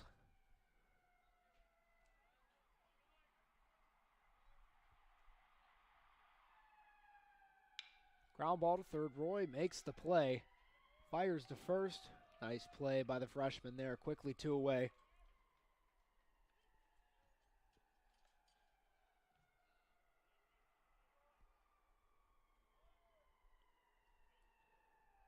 Center fielder, number 6, Brett Bounds.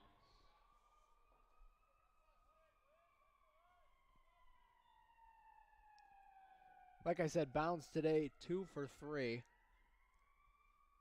Also freshman from Morris. So likely high school teammates with Colin Pfeiffer, the starter for the Pride in today's contest.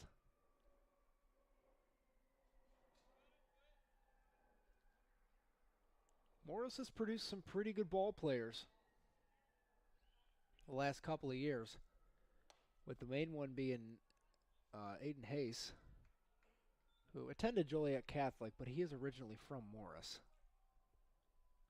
He was at the University of Tennessee, and he's now at Mercer, where he's having himself a solid year so far on the mound for the Bears. There's a strike there, but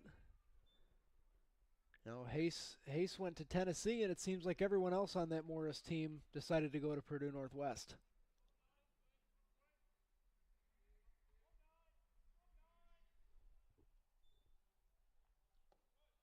That one misses low.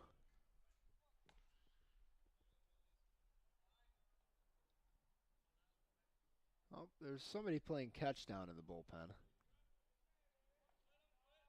Not sure it's anything serious, but that one hit on a rope to short. Thomas fields it cleanly, and there's a clean top of the 7th for Quinn McGuire. 6-0 is the score as we head to the bottom of the 7th.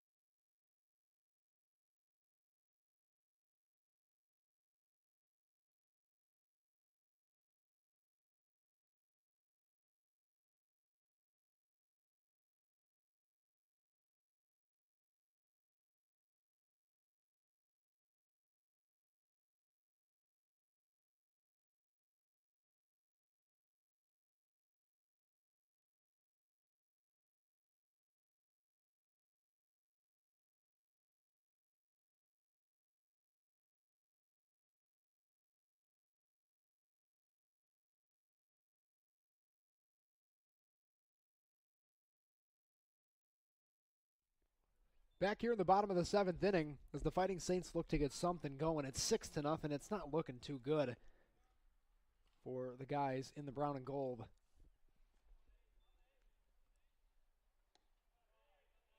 That one misses low. It's 1-1 to Rosales. That one fouled away.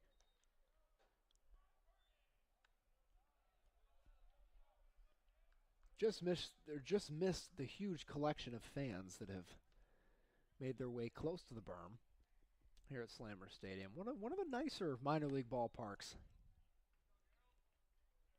Now this place gets rowdy with the Slammers here. This town loves its baseball. It's got a lot of stuff to do too for the families.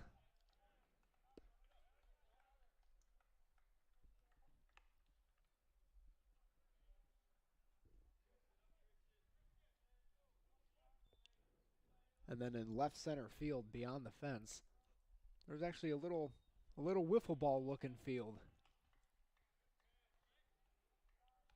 I'm sure that some T-ball teams play there over the summer, but it's a cool thing to have in the stadium. It's kind of like what the Brewers have. That one misses low. Rosales walks. And the Saints have a man aboard for Jaden Martin. He came in to run for Will Calcaterra, and he ended up in center field.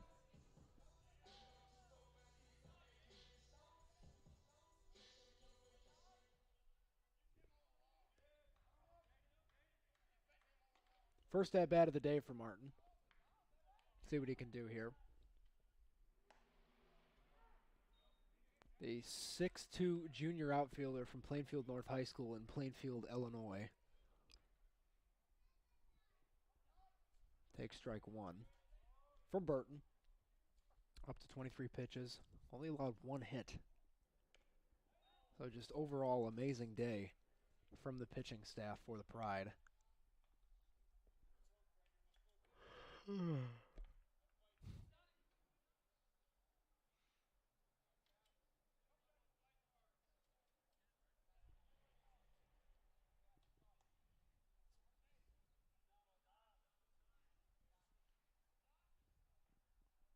You'll see in the on-deck circle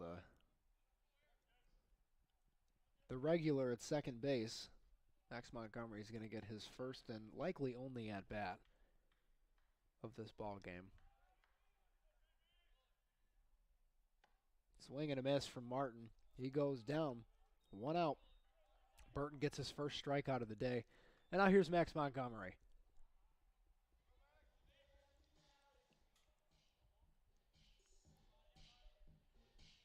Second baseman, number 1, Max Montgomery. I wonder what the thought process was with this. Was putting a starter. You know, there's no other starters that are playing besides Mitch Thomas, and he's playing shortstop today. So, like I said, it's probably likely due to the fiasco that went down in the top of the 6th, where people weren't aware of some situations, and that's probably why Montgomery's getting an at-bat here. Ground ball to short, 6-4, and they make the play, a double play to end the bottom of the 7th. Fighting Saints are still down 6 as we head to the top of the 8th. We will be back after this.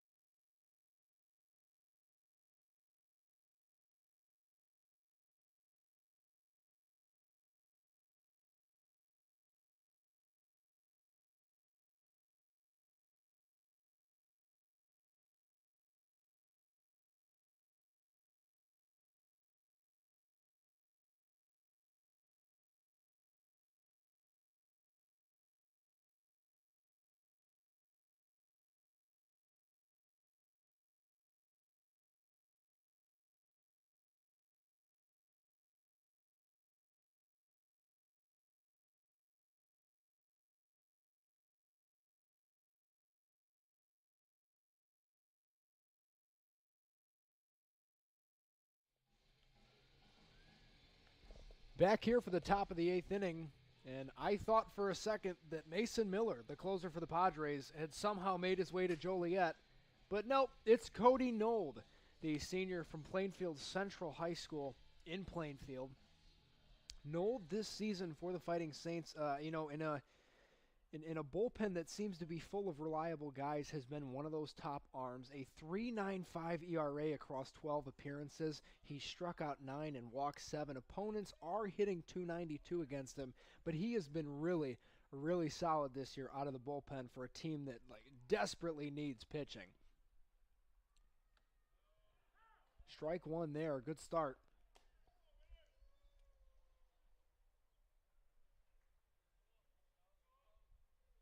His entrance song out of the bullpen is Blind by Korn. Now, unfortunately, he does not throw 104 miles an hour. I doubt that he would be here if he did.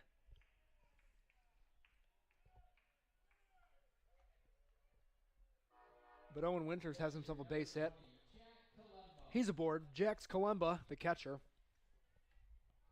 now set to do work with a runner on board.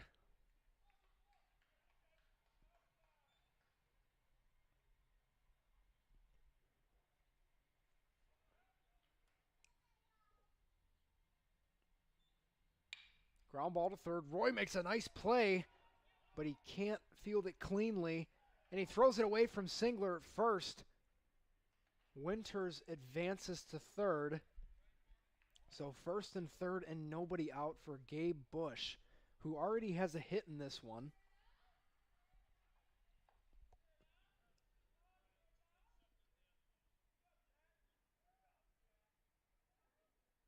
And it looks like Zach Blazekovich, the everyday closer for the Fighting Saints, is getting loose down in the bullpen. I would assume that that's going to be who's going to get the ball in the ninth inning.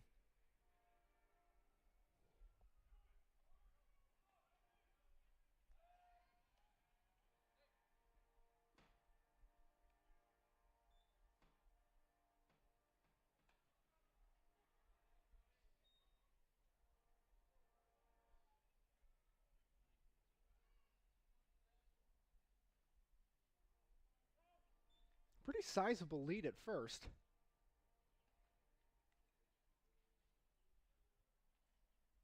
Timeout was called.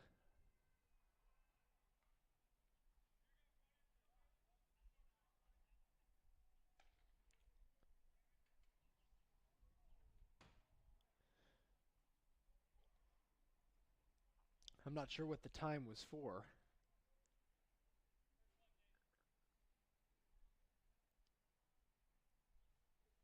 So it was just Bush calling timeout in the box.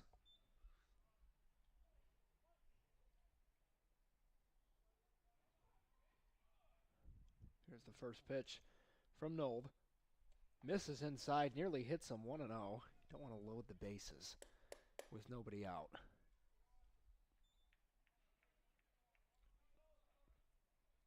That song is stuck in my head now.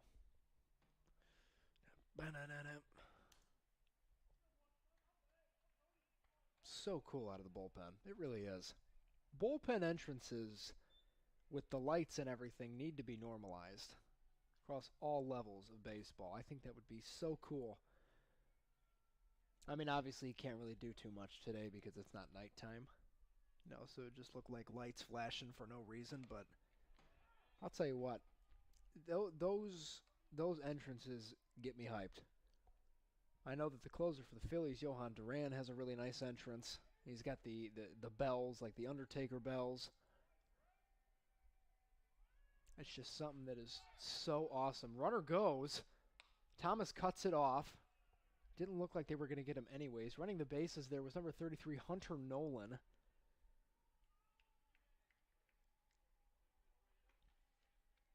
He's a graduate student from Apex, North Carolina.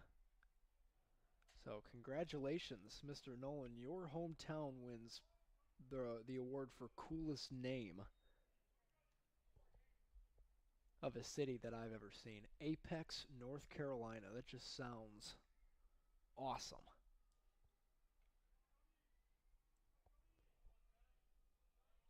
Two and two is the count here. Fouls it off towards the Saints dugout.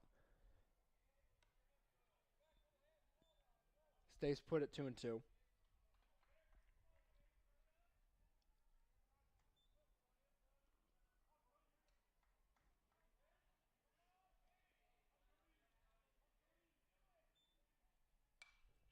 Another foul ball. Gabe Bush is fighting.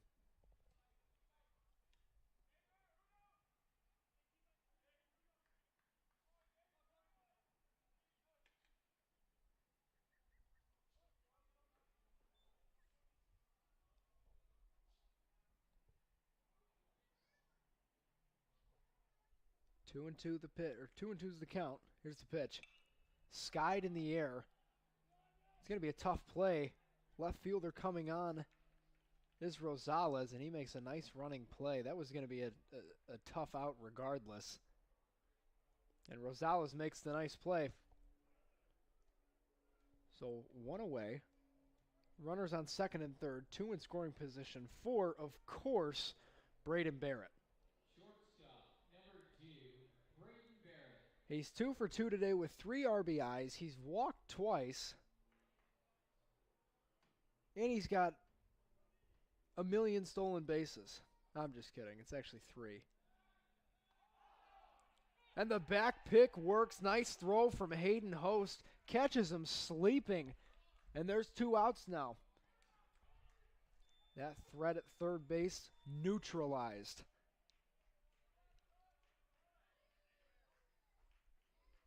It'll be interesting next year to see what happens with the catching situation. Jake Murda may have another year of eligibility, but if he does decide to leave, it'll be Will Calcaterra and Hayden Host battling it out for that starting catching job as there's a ground ball hit to short. Mitch Thomas fumbles it a little bit and makes the throw to first. I thought that was kind of close. And so does Coach Mahalik. He's going to go out there to talk to the infield umpire.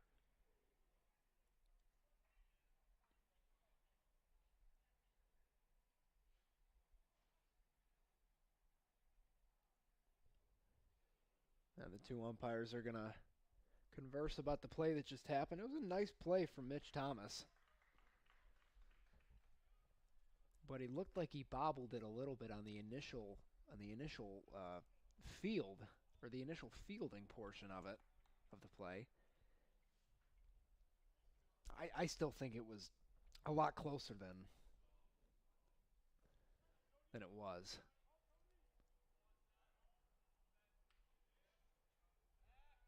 Pick off, move to first. Nothing happening. Got to keep him honest, though. Because I guarantee you he's going to try and go for his 4th stolen base here, especially with the runner at third. He's had a good beat on it all day, and there he goes. Barrett's going to take off, and he's going to have 4 stolen bases today.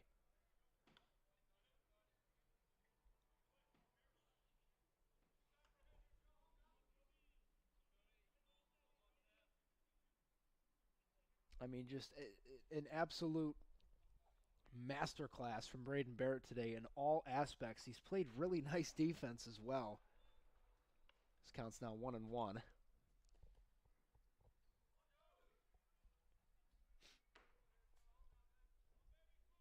For those of you that are Sox fans listening to this broadcast, the game is currently in a rain delay in Kansas City.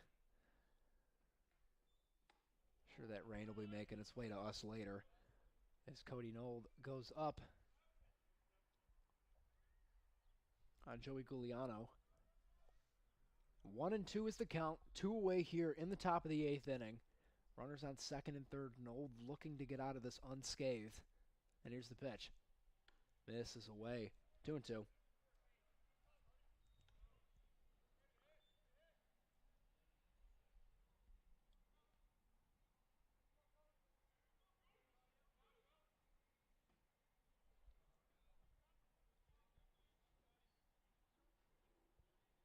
I know I mentioned it, but I would think Zach Wilzekovich maybe gets the 9th inning here as the count moves to 3-2. You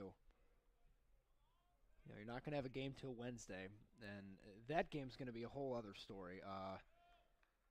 The Fighting Saints are slated to play the nationally ranked Indiana Tech Warriors, who have played really, really good baseball this year.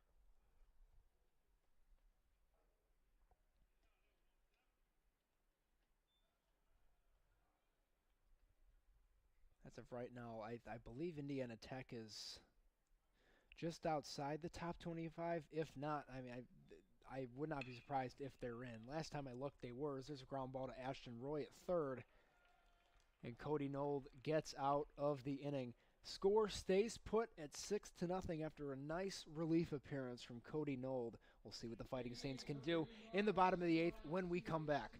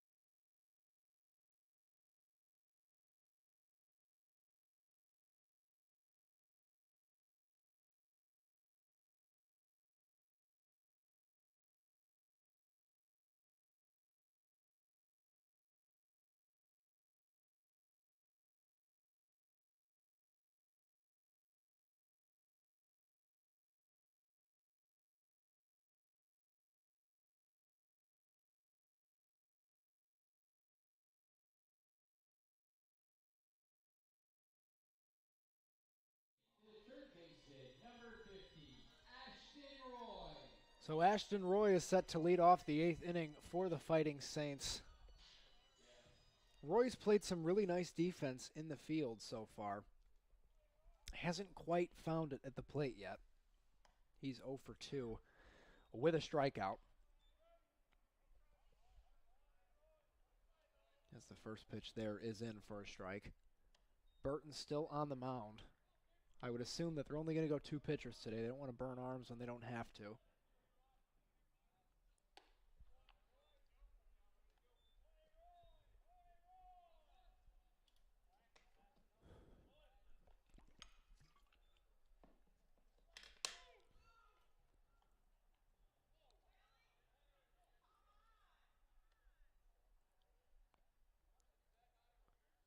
And Panzella down by the bullpen. That play there, that ball was fouled off. And it went down towards the USF bullpen. And Panzella was down there warming up with, I assume, Zach Blazekovich, and he caught the foul ball that was technically still in the field of play. Now, I don't think anybody from Purdue Northwest was actually going to get there. But, you know, they're gonna try to get an explanation from the umps there. There wasn't much of one. And he sets him down looking, so it doesn't matter anyways.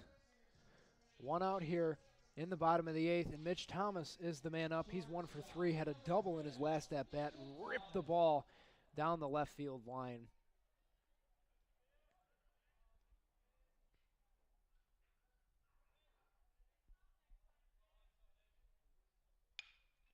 Get right up the middle. Mitch Thomas has his second base hit of the day. Great piece of hitting there from the shortstop, and he's aboard with 1 away. Noah Munson is going to step into the batter's box to hopefully get something going. It's only the 4th hit of the day for the Fighting Saints compared to Purdue Northwest's 11.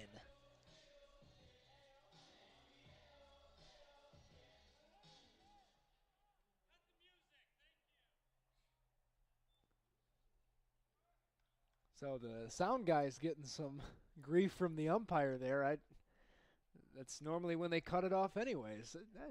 Tensions seem to be high here at Slammer Stadium for whatever reason today. 0-1 is the count.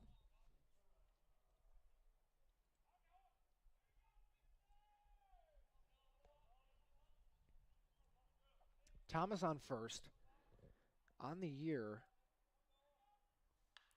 Mitch Thomas has 9 stolen bases. He hasn't gotten thrown out.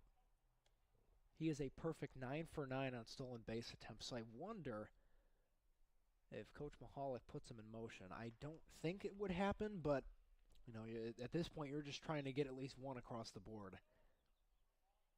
Nobody wants to be shut out, especially on a Saturday, a home Saturday game. You do not want to be shut out. It doesn't really matter because in the grand scheme of things, this game, the game yesterday, and the 2 games against Indiana Tech on Wednesday, they're not going to matter at all when it comes to seeding for the conference tournament at the end of April. And I think that's really all that some of these guys are focused on. I mean, as they should be, right? Like that's what you work for all year, is to make a run in that conference tournament.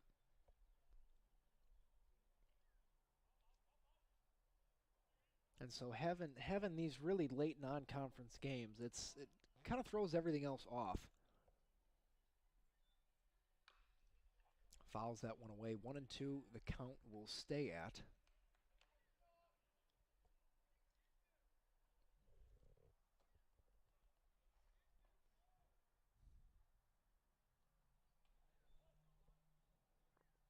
Munson 0 for 3 today with 2 strikeouts. Looking to put something on the board here. That one misses inside. It was a lot closer than Munson made it look. But I mean, he is crowding the plate.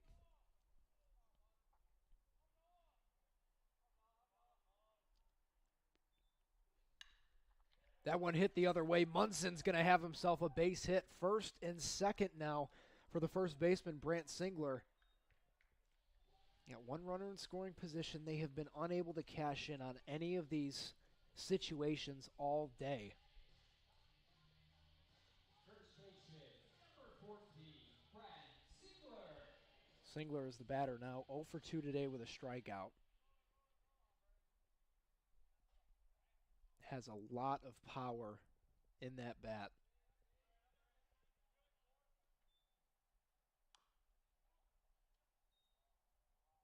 Fouls it off, and Hayden Host can't make the play in the on-deck circle.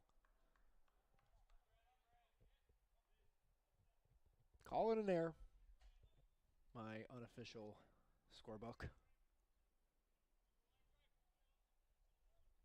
Burton's up to 35 pitches, so pretty efficient day. Not as efficient as Pfeiffer, but efficient nonetheless.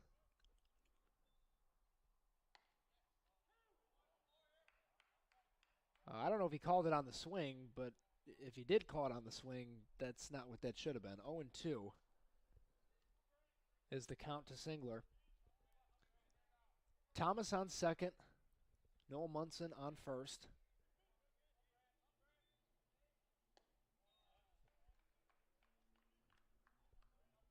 Misses low with ball one.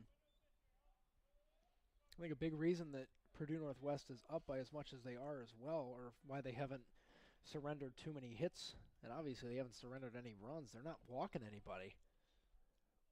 Colin Pfeiffer didn't walk anybody, and Preston Burton has only walked 2 hitters today. So just overall a great day from the staff at Purdue Northwest. I know that this is not the everyday lineup that USF is going to put out there, but a good day on the mound is a good day on the mound. Swing and a miss from Singler, and he goes down swinging. 2 away for Hayden Host. Host 0 for 2 today with a walk.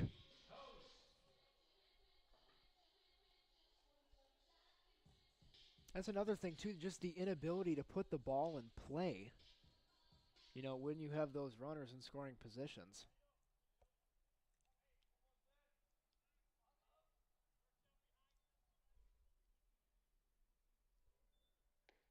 Swing and a miss.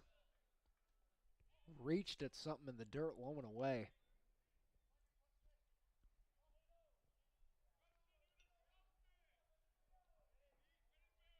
Oh and 1 is the count to Host here.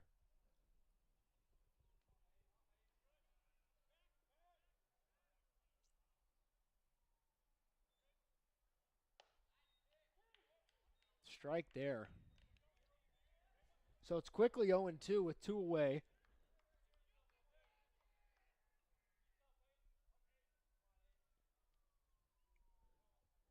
You can get Host on base. You then have your designated hitter in the on-deck circle. Misses high there, 1-2.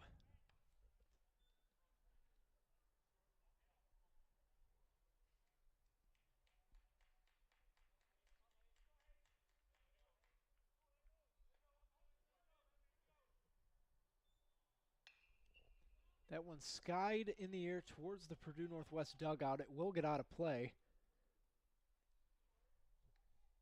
Once again, another souvenir.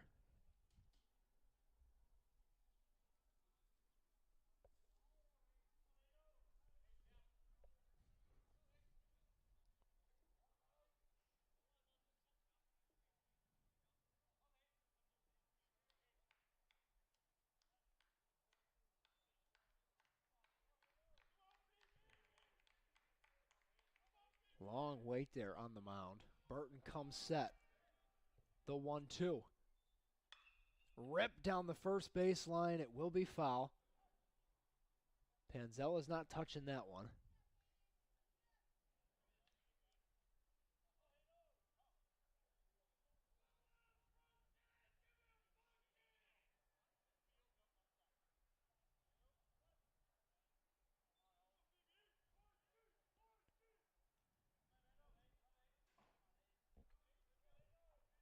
Burton delivers the 1-2. Caught him looking, and that pitch as well. That was rough. Rough inning from the home plate umpire there. He's been somewhat solid all day too, but for whatever reason, the bottom of the 8th inning, it just was not solid on his part. Fighting Saints go down, or I shouldn't say go down, but they surrender another scoring opportunity with a runner in scoring position at second base with Mitch Thomas, and the score stays put at 6-0. Zach Blazekovich on the mound for the Fighting Saints when we come back to keep this lead exactly where it is.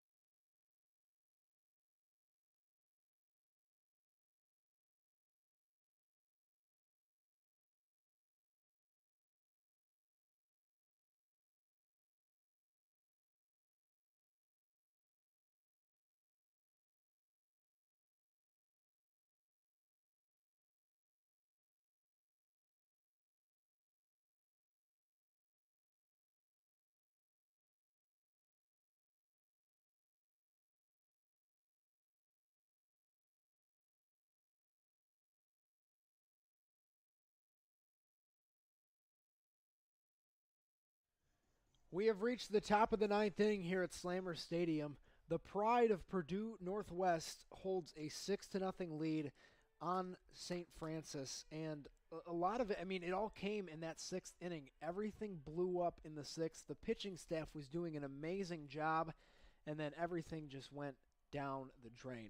But now it's Zach Blazekovich here in the top of the 9th to try and keep his lead exactly where it's at as he throws strike one to Billy Chidsey here. Big lefty's had himself a nice day.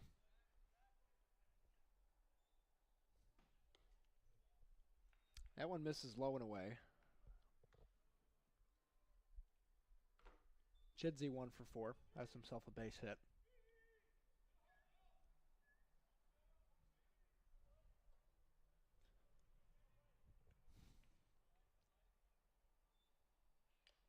Blazekovich, that same style that Alberico has. Just that sidearm.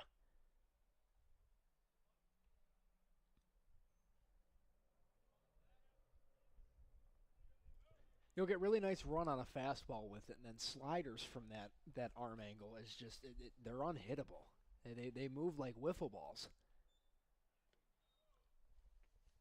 Same thing with the changeups, although I don't think Blazekovich throws one. He was trying to develop one early on in the season, but I don't know if that ever came to fruition. But I do know that he has the two-seam fastball and then the slider. And, when they move as much as his pitches do, that's really all you need. Here's the 2-2 from Blazekovich. Right back up the middle. Thomas at short makes the play. Hey, this guy is an incredible athlete. I'm going to be honest, I did not expect him to move this well at short. Coming in from center field. When you got an outfielder that looks like he is in total control in the infield too, especially shortstop, that is a very valuable thing to have. So now it'll be Nick Robinson. We saw him pinch run earlier in this game. The 5'10 sophomore from St. John, Indiana. Swings and misses at the first pitch he sees from Blazekovich. And for a first at-bat, this is not the easiest pitcher to face. Blazekovich comes into this one with a 4.63 ERA across 11 appearances. He struck out 12 and only walked 2. So he's got the stuff. When he's on location-wise, he is almost impossible to hit.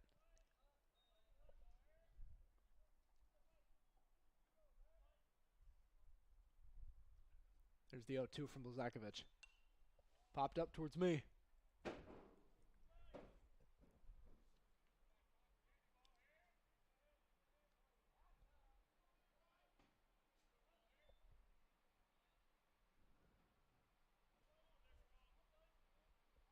Count stays put at 0-2.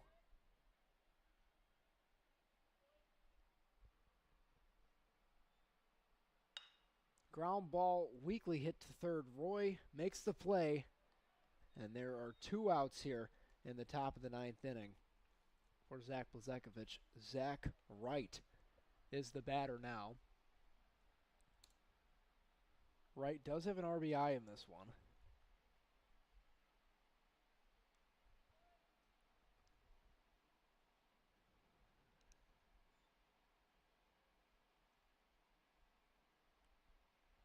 But he is 0 for 3 on the day. First pitch there, I mean, I don't know where that misses. I really don't. And I know I'm the guy in the booth. I'm far away. That's a strike. I mean, you're calling him in the other batter's box for lefties, and you're not calling that a strike. I don't get it. I don't know if it's where he's set up or what, but it's just tough to watch. You know, first pitch slider, too. I even accidentally put the strike down on the scoreboard. My bad, folks. That is in the same exact spot. 2-1.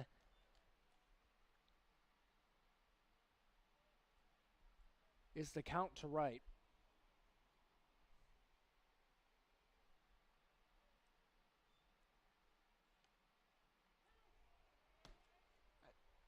There's strike 2.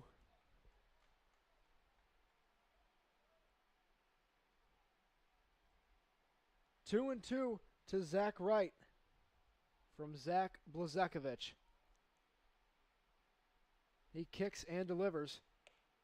Got him looking. Zach Blazakevich keeps the score exactly where it is. We go to the bottom of the 9th with St. Francis down by 6.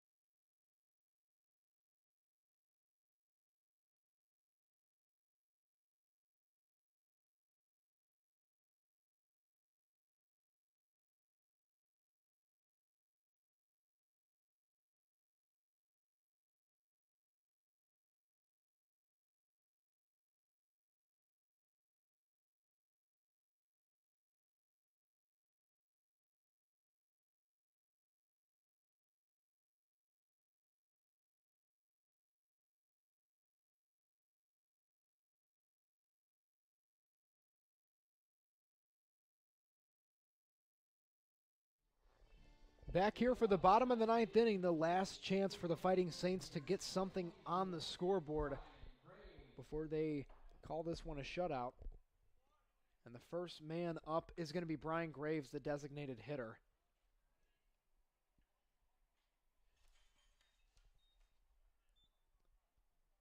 Graves doesn't have a hit today. He has been hit today.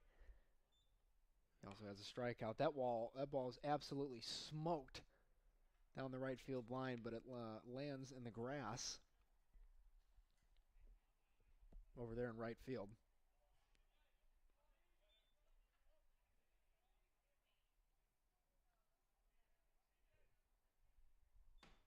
Burton's still in the game for the Pride as he pops that one up towards third base. And it's a nice play by Owen Winters. One away here in the bottom of the ninth. Left fielder number 8, Christian Rosales. So Rosales is up. He's 0 for 2 with a walk.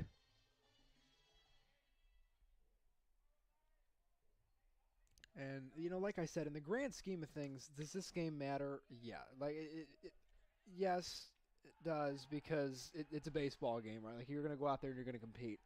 But in terms of conference and stuff like that, it's just, it's not a big deal. You know, you kind of got to learn to not sweat these kind of games, especially this late in the season. Also, hats off to Nick Robinson there in left field. Amazing play there by the sophomore. Diving play to make it 2 outs. And now it's down to Jaden Martin. Ground ball to third. It's going to stay fair. Winters makes the play, and he's out at first. St. Francis has been shut out by Purdue Northwest in what started off as a pitcher's duel and ended in a massacre.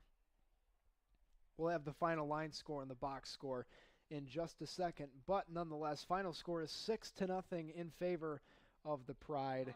And like I said, this St. Francis team will be back in action on Wednesday against Indiana Tech. So we'll get the box scores and all that stuff to you guys in just a second after this break. St. Francis drops it 6-0 against Purdue Northwest.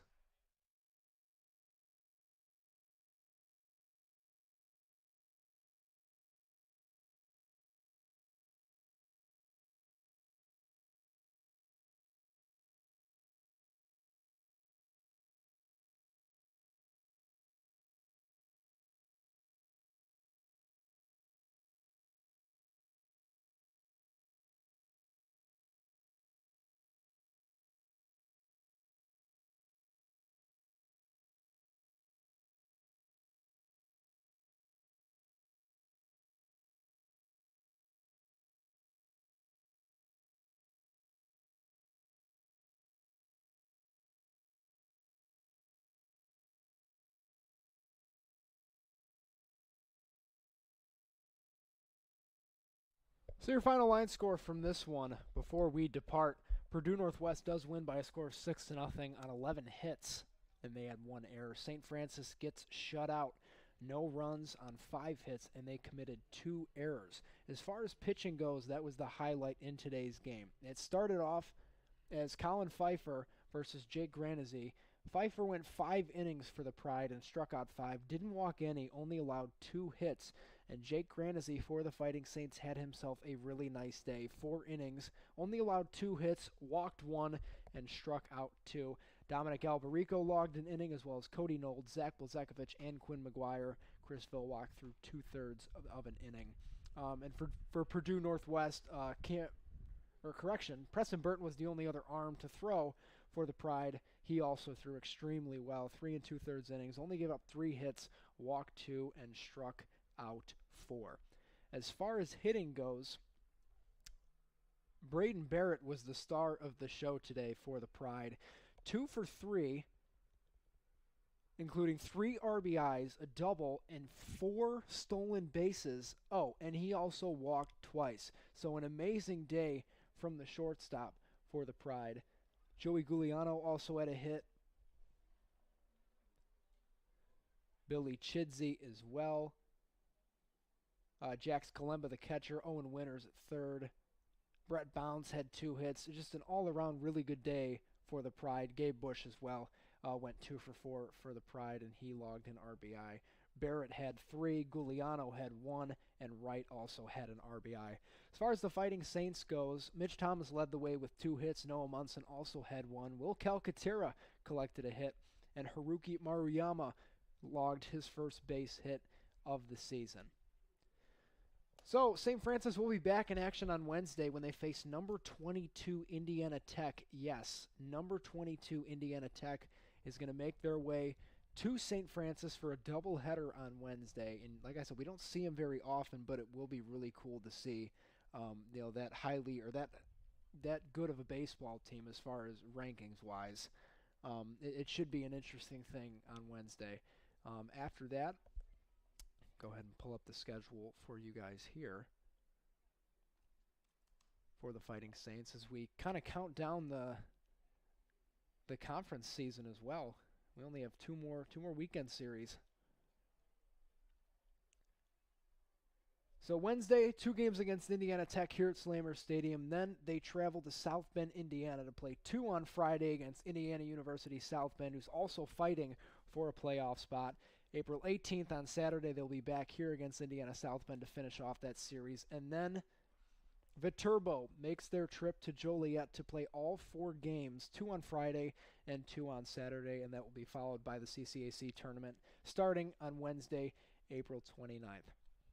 Well, St. Francis falls by a score of 6-0 today. I'm Jake DiLorenzo, and I hope you guys have had as much fun as me, even though St. Francis didn't get the job done. It was still a pretty fun game to watch.